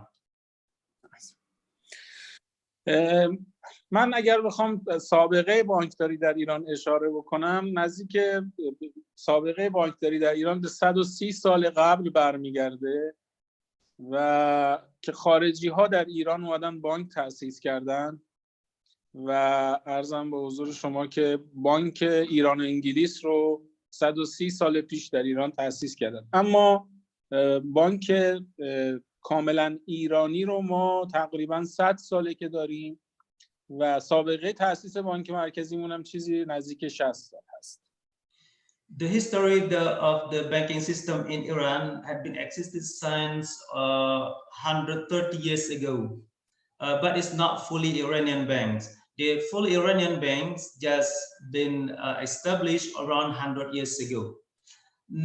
But the Central Bank of Iran had been established 60 years ago.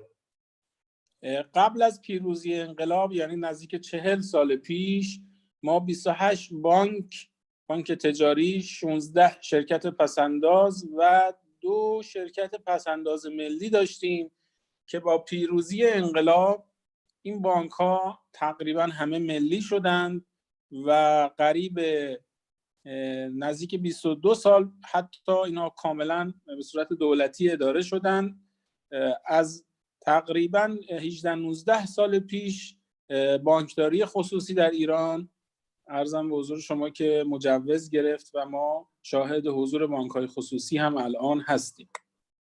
Before Islamic Revolution in Iran, there were 28 banks, which were 16 investment companies and 2 national investment companies.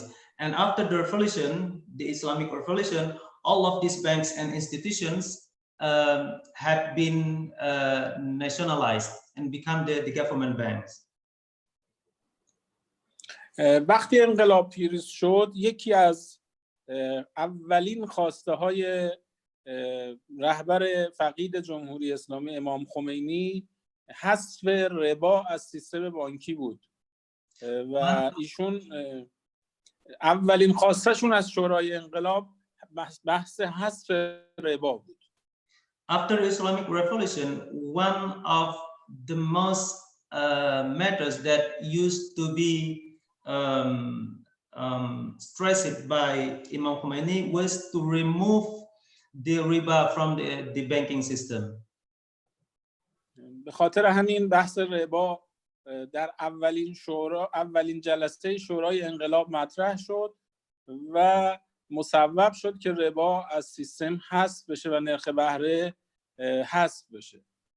That's why in the first meeting of the Revolution Council, the agenda of removing riba or usury from the banking system had been approved and start to be run in the banking system in Iran. کار دومی که صورت گرفت تشکیل یک شورایی بود که در واقع اقدام بکنه به تدوین قانون بانکداری بدون ربا. The second agenda in this mission was just to establish the council to remove riba from the banking system in Iran. این شورا متشکل از فقها، اقتصاددانان، حقوقدانان و تجار بودند که 3 سال برای تدوین این قانون اینها وقت گذاشتند و قانون رو به مجلس شورای اسلامی وقت ارائه کردند. The members of the shura or the council consists of the fuqaha, the businessmen, and the professors of the university. و این قانون 1 سال در مجلس شورا مورد بحث قرار گرفت و سرانجام تصویب شد و ما تقریبا از سال 2000 تقریبا از سال 1985 عذرخواهی می‌کنم. از سال 1985 قانون بانکداری بدون ربا در کشورمون مصوب و اجرا شد و ما از سال 1985 هیچ بانک ربوی رو در ایران نداریم و تمام سیستم به صورت اسلامی داره فعالیت. And the discussion to remove riba from the banking system in Iran took almost 5 years, since 1979. So by 1985, the regulation of non-interest banking system had been approved by the council, and since 1985 to until now, the Iranian banking system is a fully based on non-interest banking system. و تقریبا ما بحث ربا رو دیگه به صورت رسمی نداریم در سیستم بانکی و عملیات بانکداری بدون ربا قریب به 35-6 ساله که داره اجرا میشه. And approximately that we can claim the usurious concepts officially is not anymore considered as the issues in the banking system in Iran. و رباخوری یک جرم حساب میشه در ایران و به شدت با اون برخورد میشه و قوه قضاییه با کسی که اقدام به این کار بکنه به شدت برخورد میکنه. And taking or giving riba, or somehow can be said as committing riba, considered as kind of jinayah or unlawful things to be committed, and this will be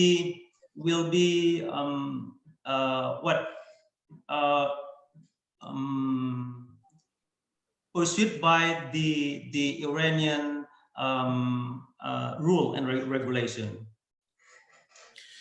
قانون بانکداری بدون ربا در ایران یه سری ویژگی ها داره که من به برخی از اونها اشاره میکنم. ویژگی اول این قانون این هستش که این قانون برگرفته شده از افکار شهید محمد باقر صدر در کتاب البنک اللاربوی هست. چرا که در این کمیته‌ای که این قانون رو تدوین کرد یکی از شاگردان مبرز شهید صدر مرحوم آیت الله شاهرودی حضور داشتن و همون دیدگاه‌ها رو در این قانون وارد کردن و البته توسعه دادن. The banking system rule and the regulation in Iran is disguised from the other rule and regulation in the world, and one of those point that the rules and regulation was deeply influenced by Shahid Sad, or maybe is well known as Muhammad Baqir Sad, through his student Ayatollah Shahrudi, that was one of the member of the council. نکته دوم در مورد این قانون این هستش که این قانون تلاشش بر این بود که ربا رو از سیستم بانکی حذف بکنه، اما کاری که کردن با مهندسی معکوس در مورد فعالیت‌های بانک تجاری سعی کردن که روند فعالیت‌های بانک تجاری حفظ بشه و ربا با کمترین هزینه‌ای حذف بشه. Actually, the main purpose of the regulation was to remove riba from the operational system of the bank. But what we had done, just the reverse engineering means, in the commercial banks, we just try to lower the cost and to remove the eliminating the usurious activities projects from the commercial banks. این نکته خیلی مهمیه. من این قانون رو در زمان خودش یک قانون پیشرفته میدونم، ولی خب امروز ما بعد از 35-6 سال داریم صحبت میکنیم در مورد این قانون و انتظار ما اینه که این قانون توسعه پیدا بکنه و پیشرفت بکنه، رو به جلو باشه. I do believe this rule, this قانون at that times was considered as one of most advantageous rules and regulation.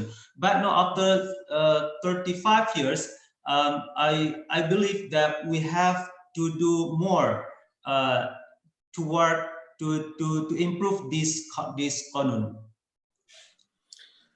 به خاطر همین تو این قانون و آیین‌نامه‌های مکمل اون برای اینکه روند فعالیت بانک تجاری دچار اخلال نشه و ربا هم حذف بشه، از عقود مکملی مثل صلح، عقد خارج لازم و امثالهم استفاده کردن و بعضاً عقود رو به صورت موازی، یعنی دو طرفه اجرا کردن. مثلا جعاله، حالا مثال میزنم شما ترجمه کنید. ایدومه فرار استاد چون ارتباط با هم میشه. مثلا جعاله رو به صورت موازی اجرا میکنن، سلف رو به صورت موازی اجرا میکنن، استثناء که بعداً چیز شد به صورت موازی اجرا میکنن. یا مثلا فرض بکنید که کنار مضاربه میان عقد صلح قرار میدن، کنار ارزم به حضور شما وکالت میان عقد خارج لازم یا عقد صلح قرار میدن تا اون در واقع روندی که در بانکداری تجاری هست حفظ بشه. The main purpose of reverse engineering in this field just to make clear that the activities of commercial bank still clear, and what we do here just to make it become parallel in practice means, like for example mudarabah. Beside mudarabah, we just apply the act of sulh, for example, or in istisna as well, like that, and in the aqad of salaf, for example.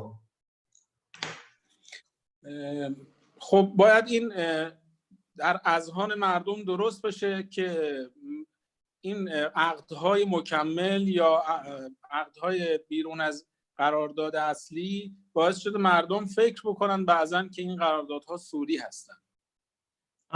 We have tried that this kind of قانون mean to put the aqad mukammel beside of the real aqad, of the main aqad of the contract, that the people society accept it as a kind of what we call it as a second aqad beside of the real aqad.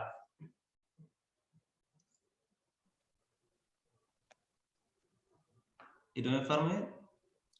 صحبت کنم من یا شما صحبت میکنید؟ ادامه من صحبت کنم. بله.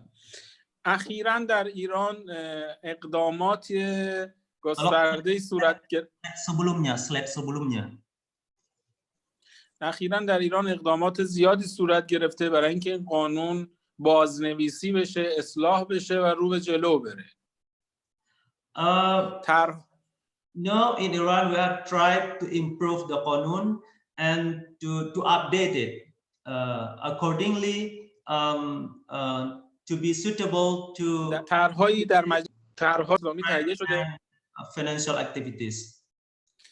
طرح‌هایی در مجلس شورای اسلامی طراحی شده برای اینکه این قانون اصلاح بشه و امید هست که این طرح‌ها به تصویب نهایی برسه. We already applied to Shura Islami to reform the قانون to be able to the current situation, to the current financial situation in our society. حوزه‌های علمیه و دانشگاه‌های ما توی این زمینه فعال شدن. جلسات زیادی توی این نهادها برگزار شده برای اینکه کمک بکنه به اصلاح بهتر این قانون. Our educational institutions such as the universities in Iran actively take part in this reforming process. البته سلیقه‌ها متفاوته و خب اجماع کافی شاید برای اینکه یک قانون مثلا خاص پیشنهاد بشه شاید نباشه، اما هر گروهی سعی میکنه که قانون و یا اصلاحات مد نظر خودش رو مطرح بکنه. Yes, I do believe there's a different tests, a different approachment over there, but I do believe we will move together to reform this قانون. در قانون بانکداری بدون ربا که تقریبا 35 سال از عمرش میگذره، ما در بخش تجهیز دو در واقع نوع تجهیز داریم، یکی تجهیز انتفاعی و یکی هم غیر انتفاعی. شاید یکی از ویژگی‌های قانون بانکداری بدون ربا در ایران این باشه که ما تجهیز قرض الحسنه رو فقط در ایران داریم یا در کشورهای خیلی خاص داریم. قرض الحسنه در نظام بانکی ایران جایگاه خودش رو داره، پیدا کرده این جایگاه رو و ریشه دوانده و تثبیت شده بحث قرض الحسنه در ایران. In our Islamic banking system regulation, we have two kind of fund mobilization models. The first non-commercial and second one the commercial. And in the commercial and non-commercial sectors, the fund mobilization is done toward the Qard al-Hasana contract.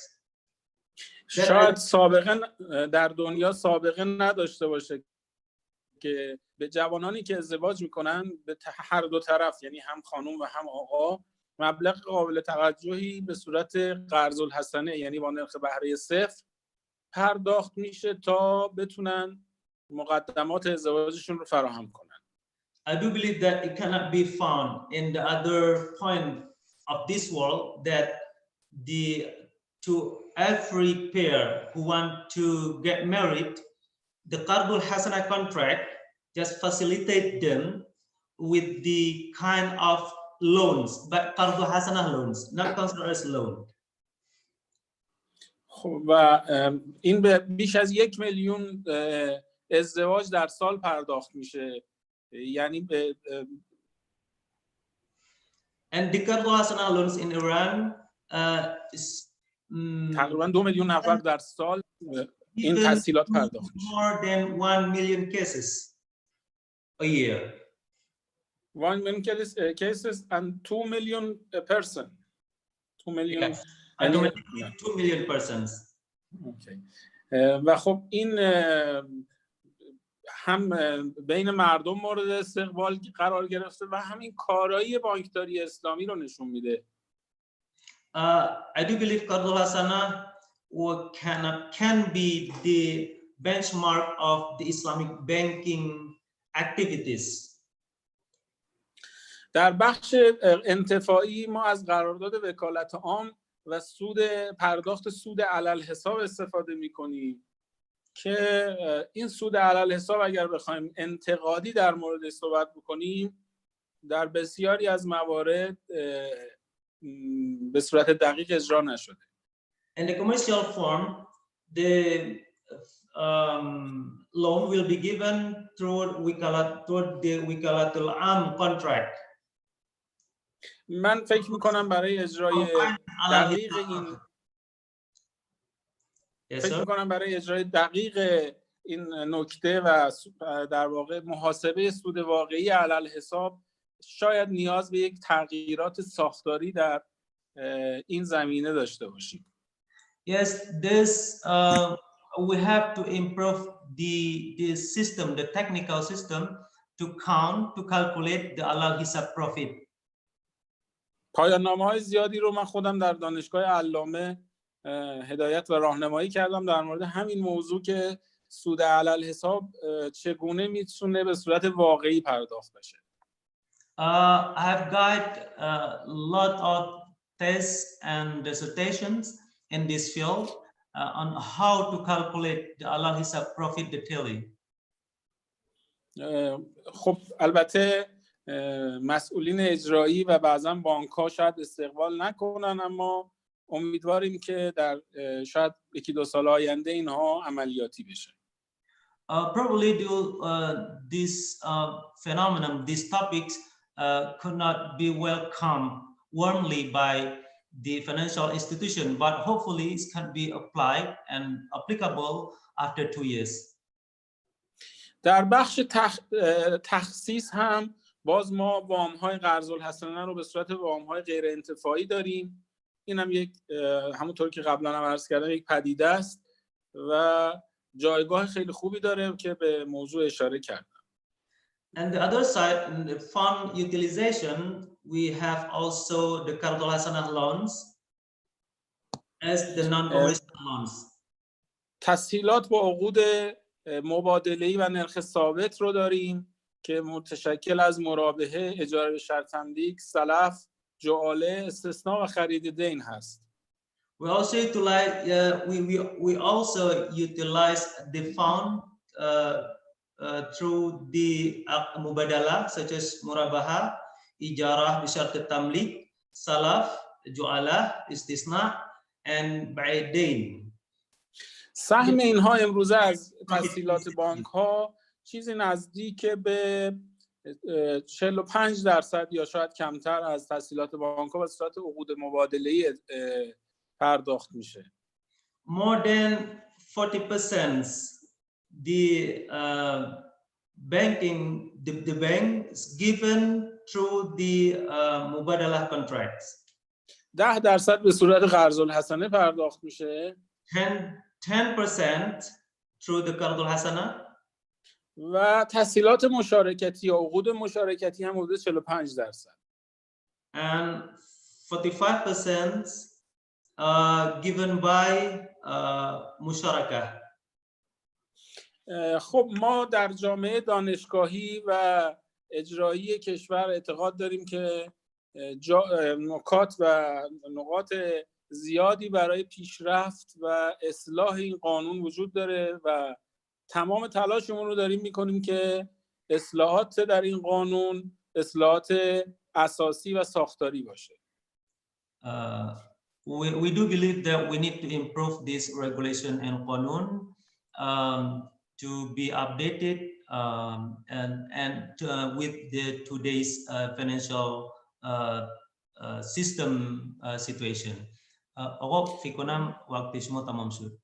خب فقط من این رو بگم که بانکداری اسلامی، آخرین نکته‌ای که عرض می‌کنم، بانکداری اسلامی یک فرایند دو طرفه است. بانکداری اسلامی در بستر یک جامعه‌ای قابل اجرا است که متخلق باشه به اخلاق اسلامی. I just want to give my last words here that the Islamic banking system supposed to be applied in two-side society behavior systems. Mean the Islamic banking can be applied in the Islamic society as well. Mean the akhlaq of Islamic banking system are applicable in the Islamic society with the Islamic akhlaq as well. Thank you, sir. خیلی ممنون از وقتی که گذاشتید. تشکر میکنم. امیدوارم مطالبی که گفتم علیرغم وقت کم مفید بوده باشه و وقت شما رو من از بین نبرده باشم. Thank you very much for the chance and for the time, and hopefully the topic is given by me is beneficial for me myself, even it's very short time here, and I need your ideas in this room. Okay. از برگزار کنندگان این همایش به خصوص شخص آقای افریزا هم تشکر میکنم که این فرصت رو فراهم کرد برای اینکه من در خدمتتون باشم. خیلی ایشون زحمت زیادی کشید. I also need to thank all the organizer this program, especially all of you, my brother and sister here. Okay, we'll open the Q&A session right now. Maybe firstly, we will have the question for Dr. Latifa. Yes. Okay, sir, this is your question, sir. Been asked by Mr. Saiful Mahdi. You just need to answer your part, doctor. I mean the Malaysian part. Okay. why do you think Indonesia is behind in halal economy compared to its neighboring countries like Malaysia and or even Thailand, a non-majority Muslim country? Why Indonesia is higher in terms of halal industry compared to Malaysia? Yeah. Yeah. At first, Malaysia was higher. Sorry, Miss. I mean, do you agree with that or not? Yeah, I agree. When Malaysia started with halal industry, Malaysia was the top at earlier part. And then I think maybe in between the growth, especially during this time also the Thailand with the non-minority Muslim countries, the halal is one of the top in Thailand. Yeah. And also now I think recently Indonesia, it's going up on the halal industry, right? Compared to Malaysia. Yeah. So at first, Malaysia kickstart, and then the other countries took over, like Indonesia and Thailand. So I agree with that, yes. Okay, thank you, Dr. Latifa. And second one, Doctor, is also for you. Asked by Haji Irfan Shahputra, SAMSC. How to make Islamic economy as the main system in an area or country? Okay, someone has to start first. Example, yeah, like when we want to implement, when we come up with the Bank Islam Sedekah House, yeah, all the banks say we are not charity, we cannot implement this Sedekah House project in our bank, yeah. But then when the bank, when the Central Bank of Malaysia come up with the value-based intermediation structural paper where it allows bank to contribute in the welfare in like in wakaf and also in sadaqah, yeah, especially in terms of empowering the society. So it comes when the policy that made by the government support, yeah, and also the initiative of the sectors, it can be implemented in the country. It also, the important is the policy of the government, and also like for example, like in Bank Islam, they started to do this Bank Islam Sadaqah House Bank Islam when value-based intermediation policy was introduced by Central Bank of Malaysia.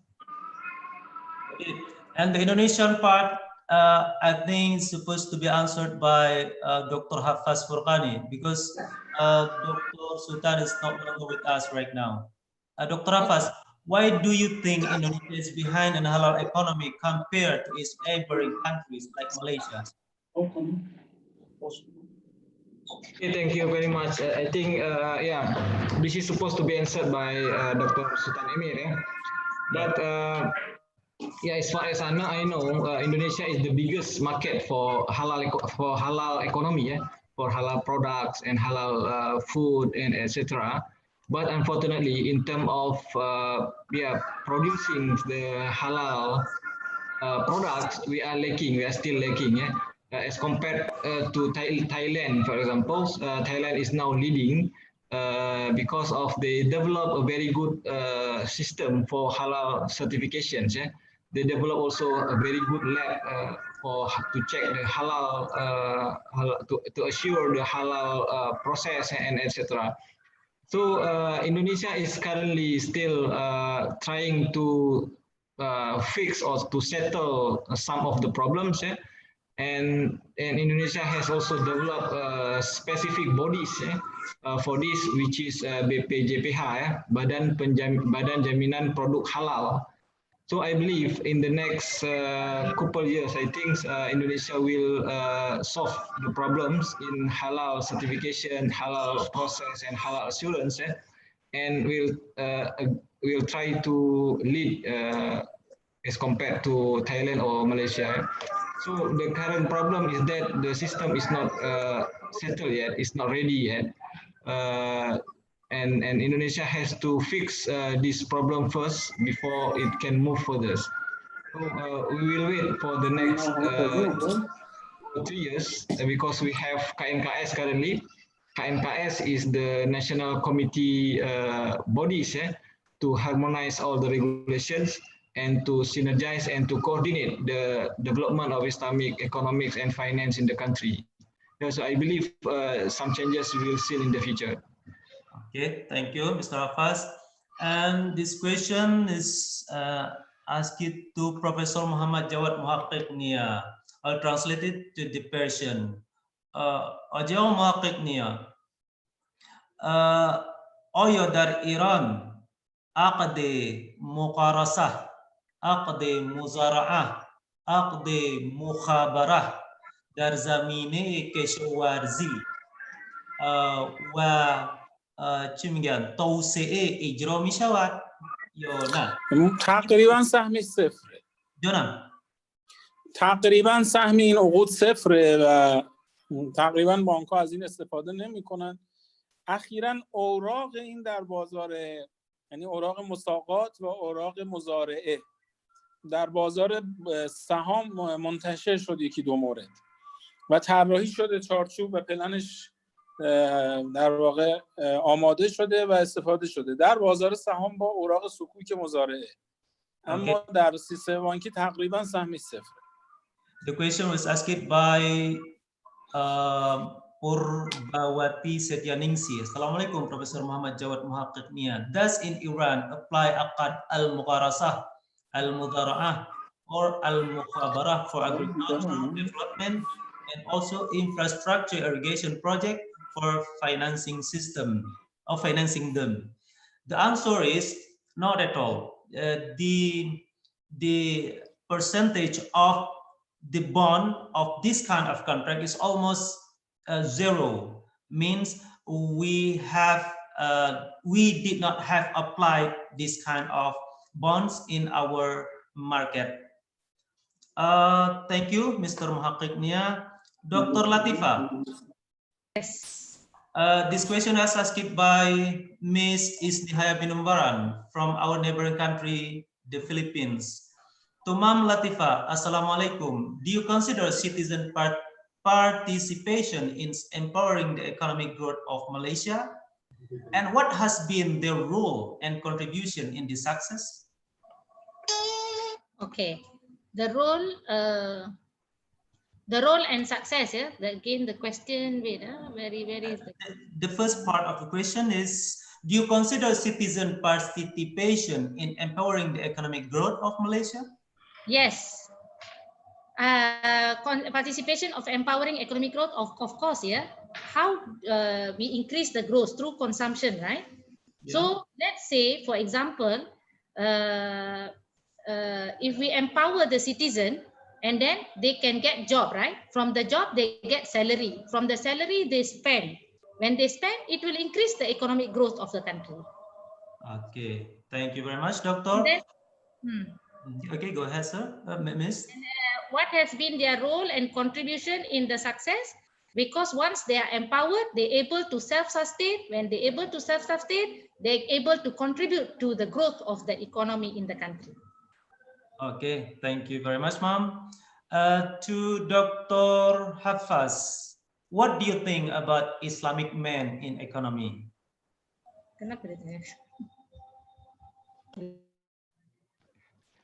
Is it really for me or for Dr. Latifa or Dr. Muhaqqiq? I think it is asked for both. Okay, Dr. Hafaz, you can answer, no problem. Sorry.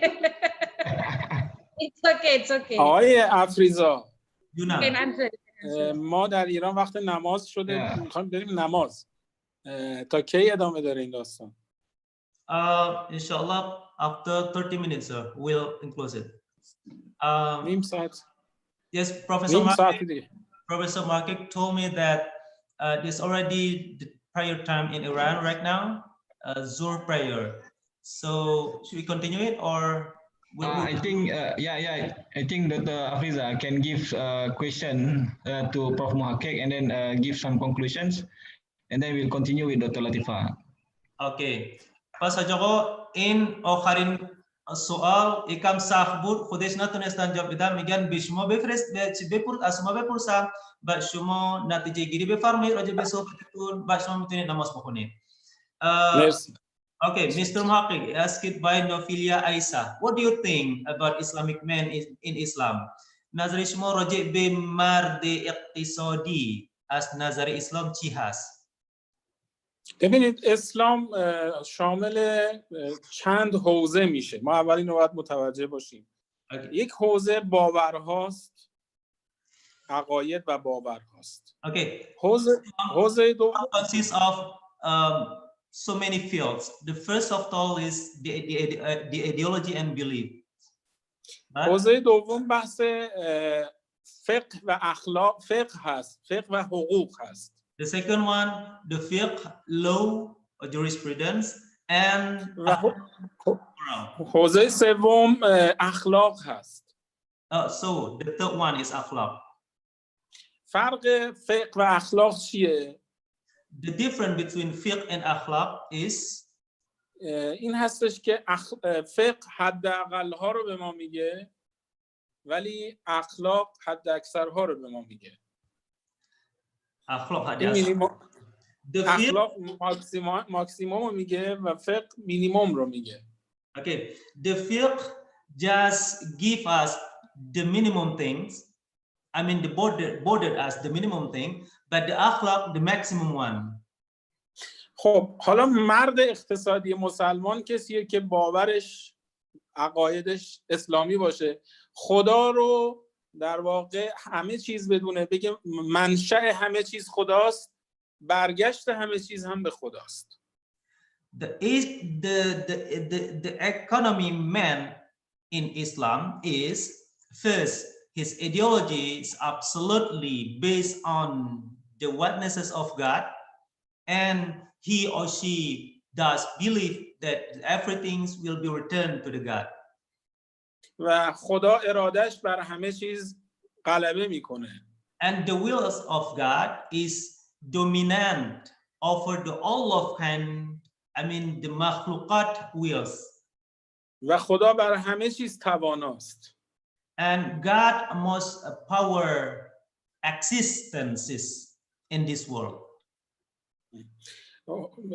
این در واقع در حوزه عقاید هست. رفتارهای او هم بر اساس هنجارهای فقهی و اخلاقی بنا گذاشته شده باشه. Thus, his behavior is supposed to be according to this limitation and bordering which is given by fiqh and akhlaq as well. به نظر من اینجا اخلاق جایگاه ویژه‌ای داره. I do believe that the moral and ethics has the special position in this field. گزاره‌های اخلاقی در حوزه اقتصاد گزاره‌های جالب و زیادی هستند. And the akhlaq matters and the akhlaq aspects in economic items, I do believe this has a lot of aspects and dimensions. گزاره‌هایی مثل ایثار. It's like ایثار به انگلیسی چی میشه؟ I don't know. Sacrifice. و یؤثرون علی انفسهم ولو کان بهم خصاصه. آیه قرآن دیگه، این یکی از آیات قرآن. One of the manifestation of the man in Islamic economy. The first that's been recited by him. خب پس مرد مسلمان اقتصادی مردیه که اعتقاد به خدا داشته باشه، رفتارش هم بر اساس هنجارهای اقتصادی بنا شده باشه. So the economy man in Islam is the one who believes in God, and his economic behavior is accordingly to the economic interests and needs, but in the same time he does believe to the gods. اگر اعتقاد به خدا داشته باشه میدونه که ایمان و تقوا باعث نزول برکت میشه. If he does believe to the God, he will find, he will receive, he will realize that iman and taqwa is resources of all of kind of barakat in this world. ولو ان اهل القرى آمنوا واتقوا لفتحنا عليهم برکات من السماء والارض. این نشونه اینه که ایمان و تقوا باعث میشه درهای زمین و آسمان باز بشه. The previous verse shown that the taqwa and iman will affect the door of the heaven to be open to the earth. و در حوزه رفتار خودش اخلاقی عمل میکنه. At the same time, in the field of his behaviors, also put the akhlaq and moral as his base in his behavior. نه برای اینکه وجدانش رو راضی کنه. Not to satisfy his ego. بلکه برای اینکه خدا رو راضی کنه. But for sake of the God. از نون خودش میگذره و یطعمون الطعام علی حبه مسکینا و یتیما و اسیرا. به خاطر خدا طعام خودش رو، غذای خودش رو به دیگری میده و خودش گرسنه میمونه. این میشه یک مرد مسلمان و مرد اقتصادی مسلمان. For sake of the Almighty God, he will give his own food to the other. This is the manifestation of the economy man in Islam. خب نتیجه گیری فرمایید. پس مرد اقتصادی مسلمان یک چیز سه جانبه داره. یک در واقع شکل سه جانبه داره، متأثر از سه حوزه هستش. If we can illustrate, the illustration of economy man in Islam is like three-dimension things, which is ideology, belief, fiqh, jurisprudence, akhlaq, and moral, ethics. Thank you, sir. Okay. Thank you very much for joining our discussion today, Professor Muhaqiq. Inshallah. Okay. Inshallah, all of the topics will be issued that had been given by you will be beneficial for all of us. Thank you, sir. Assalamu alaikum. ممنون. Inshallah موفق باشید. خدا نگهدار. Khuda Hafiz. Khuda Hafiz mean goodbye in Persian. Goodbye. Khuda Hafiz. Okay. Thank you. Shukran, Prof. Muhaqiq. Nice to meet you. Thank you. Okay, now it's your turn, Dr. Hafaz. Inshallah, see you in Iran. Inshallah, see you in Iran. Inshallah, inshallah. Inshallah. I imitated you. Okay, Dr. Hafaz, would you please? Okay, I think what the Prof. Muhaqiq has answered is very good answer to these questions. How we define Islamic man in Islamic economy. Yeah? So we cannot I think we cannot remove Islamic man from three dimensions, as he's mentioned just now. And that characterize Islamic man as compared to the Homo economicus or economic man. First is in terms of faith, ideology, aqidah, and then the second is about rules in fiqh, rules of the game. So we have to observe also these things in our economic behavior. And then the third is akhlaq, or the dimension of ethics. So in conventional economics, they reduce, or there is a reductionist in conceptualizing the economic man. So economic man in conventional economy is only seen as a material being. So he is a material being and being very individualistic, looking only for his own self-interest with self-goals, which is to maximize his own utility. So the dimension of ethics has been removed in this perspective. And this shouldn't be the case for Islamic economics man. So if we looking back at the models that mentioned just now by Dr. Latifa, she presented us about how we can combine or how we can integrate the commercial dimensions, and then the tijari, and then the ijtimai, the social dimensions. This could only be done if we have a human being who will be able to do this at the same time. So this is only possible in the case of Islamic man. for conventional economic man or for homo economicus, this shouldn't, of course, this cannot be applied because the commercial dimensions or the is out of the scope with regard to the social dimension. So the model just now can be only applied if we have an Islamic, the real Islamic man. So I think we have to define our Islamic man in a comprehensive perspective, so that our model can be applied in the real life. That's all. Okay, thank you very much, Dr. Hafaz. And next question from Dr. Naim Majid to Dr. Latifah. Ma'am, please advise how the Sadaqah House ensures its main objective is achieved properly without any profit tendency in the economics and business circles generally, is really well-being oriented. What the profit kind of taking in? Thank you, ma'am. Oh, please unmute your microphone. Okay, thank you for the question.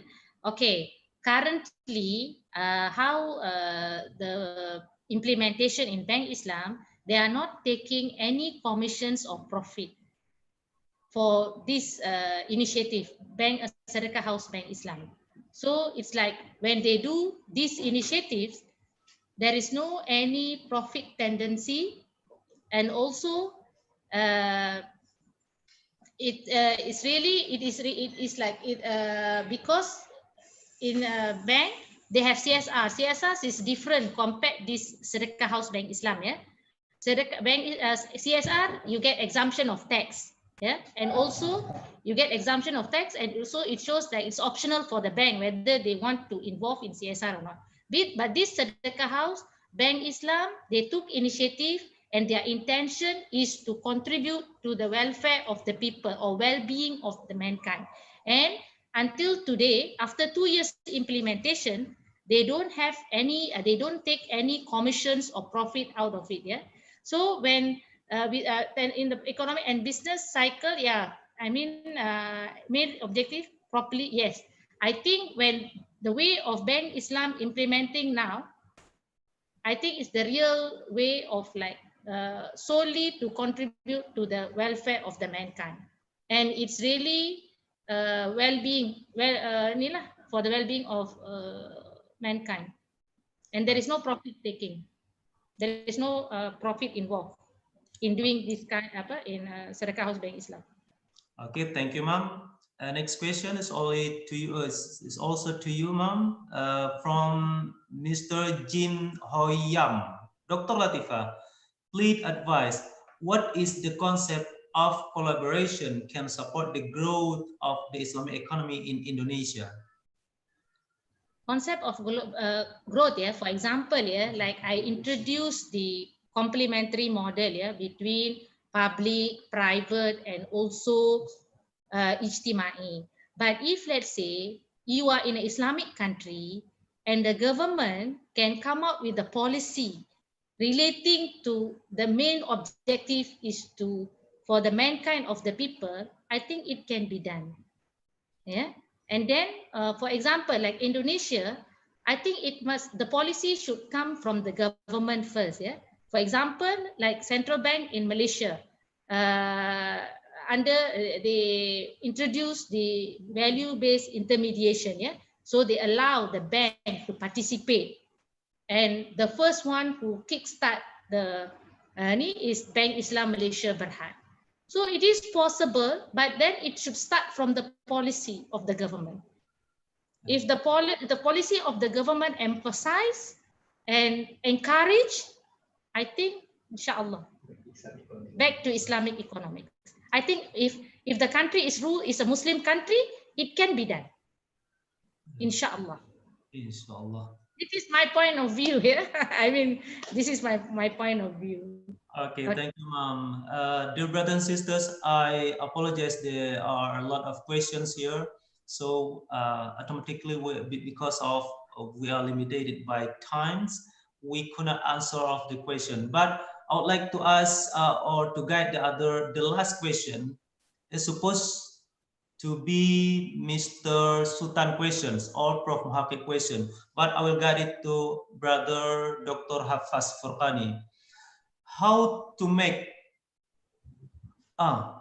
apply the Islamic economy in our capitalist situation right now in the world? Okay, that is a very difficult question. So currently, the dominant system in the world is the capitalist economic system. And the one that try to challenge this system is known as the socialist economic system. And after that, Islamic economic system is try also to challenge. But our movement is still very, what I can say is a still very tiny, I think. So this dominant system, the capitalist economic system, is also trying to drag Islamic economic system into the dominant paradigm. So the hegemony, we can still feel the hegemony of capitalist economic system. And that's why if we try to develop Islamic economic system to be an alternative or to challenge the capitalist economic system, we have to do it by strengthening our foundation of Islamic economics. Otherwise, we cannot challenge the capitalist economic system. What I mean by the foundation is that we need to have a solid foundation for the scientific Islamic economics that develop the concepts, the theories, and then we need to have a solid foundation for an Islamic economic system to be built on. So these are the things that we have to prepare first before we are able to challenge the capitalist economic system. And if we look at the trend currently, how we do Islamic economy is that by trying to Islamize the capitalist financial system or the capitalist economic system. So we have, for example, banking. We try to Islamize the banking system. And then we have conventional insurance. We have the conventional capital market. We try to Islamize it.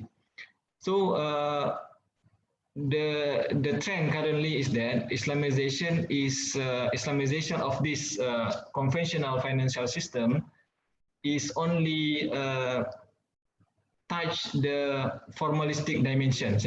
So this is what Prof. Muhakkik just now mentioned about the reverse engineering.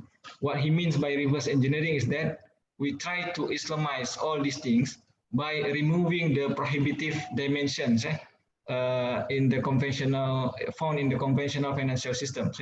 So we remove all the prohibited dimensions, for example, riba, maisir, and gharar.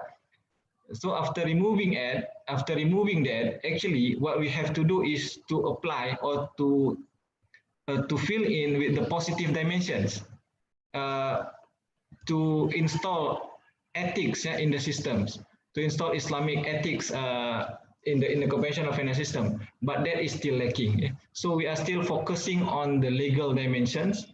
We are currently very successful, whereby we are no longer now see riba in the system, no longer see maisir or gharar in the system, but in terms of putting the positive dimensions in terms of ethics, in terms of social justice in the system, in terms of transparency, so that are still lacking in our effort. So to do that, I think we have to shift our paradigm in how we can develop our Islamic economic system. So in the next phases, I think some countries such as Malaysia, they are now talking about the value-based finance, right, Dr. Latifah? And also in Turkey, they are trying to develop the participatory system. So these are the movement whereby we want to manifest or to make our Islamic ethics becomes more obvious. And the people of the world are keen in looking at the good financial system. So not only the right finance, but also the good finance or the good economic system. So Islamic economic have to do that. Okay, thank you very much, Dr. Hafaz Furqani. Thank you very much, Madam Dr. Latifa. And Thank you very much also to the organizer, Dr. Hafaz. Thank you very much for inviting me, and also to the university. Thank you. Yeah, thank you, Dr. Latifa. Before we enter to the closing remark, I would like to remind our attendees today that the certificate will be directly sent to the email, which is used by when you registered to the program, to our webinar. And to achieve the slides or PowerPoint, you can scan the code on the certificate. Okay, thank you very much. One more again to all of attendants and presenters here, especially to Mr. Professor Dr. Muhammad Jawad Muhakkiknia, Dr. Sultan, Dr. Sultan Emir Hidayat, Dr. Latifa Bibi binti Muzaffar Hamid, and Dr. Hafaz Furqani. I would like to please Dr. Hafaz Furqani to give his closing remark today. Yeah, again, I would like to thanks to the firstly to the moderators, Afriza Salahuddin, who are very outstanding today. He can speak English as well as Persian. So we are lucky to have here teaching at our university. So this expand our horizon on how to develop Islamic economics. And also to the our Islamic Economic Department or Prodi Program Studi Ekonomi Syariah, Fakultas Ekonomi dan Bisnis Islam as the host for this event today. So we hope to have another program like this so that it can bring benefits to all of us. So we can have very fruitful knowledge for today. Thank you for also for the presenters, for the speakers, Dr. Latifa Bibi, for her wonderful presentations that introduce how we can integrate the commercials, the social dimension in Islamic finance model. So this should be replicated in Indonesia as well as in the other countries. And also to Dr. Sultan Emir, who has left us. So he give us a message just now that if you want to ask some questions, yeah, you can just contact our numbers, and we can give Dr. Sultan Emir numbers also, handphone number, and also to Dr. Muhakkik Nia. So this is the first time our collaboration with the Iranian universities. Thank you very much for Prof. Muhakkik, and thanks for the participants also. Hopefully you enjoy the program and benefits from the knowledge we gain today. Last but not least, let us say hamdalah and tasbih kifar. Astagfirullah. And assalamualaikum warahmatullahi wabarakatuh. Waalaikumsalam warahmatullahi wabarakatuh. Thank you very much, Dr. Hafaz. On behalf of the organizer, there's a lot of people who are involved today behind screen. And finally, I would like to say sorry for all of inconveniences today, especially and the starting of the programs. And the last word from me, thank you very much. Assalamualaikum warahmatullahi wabarakatuh. Warahmatullahi wabarakatuh.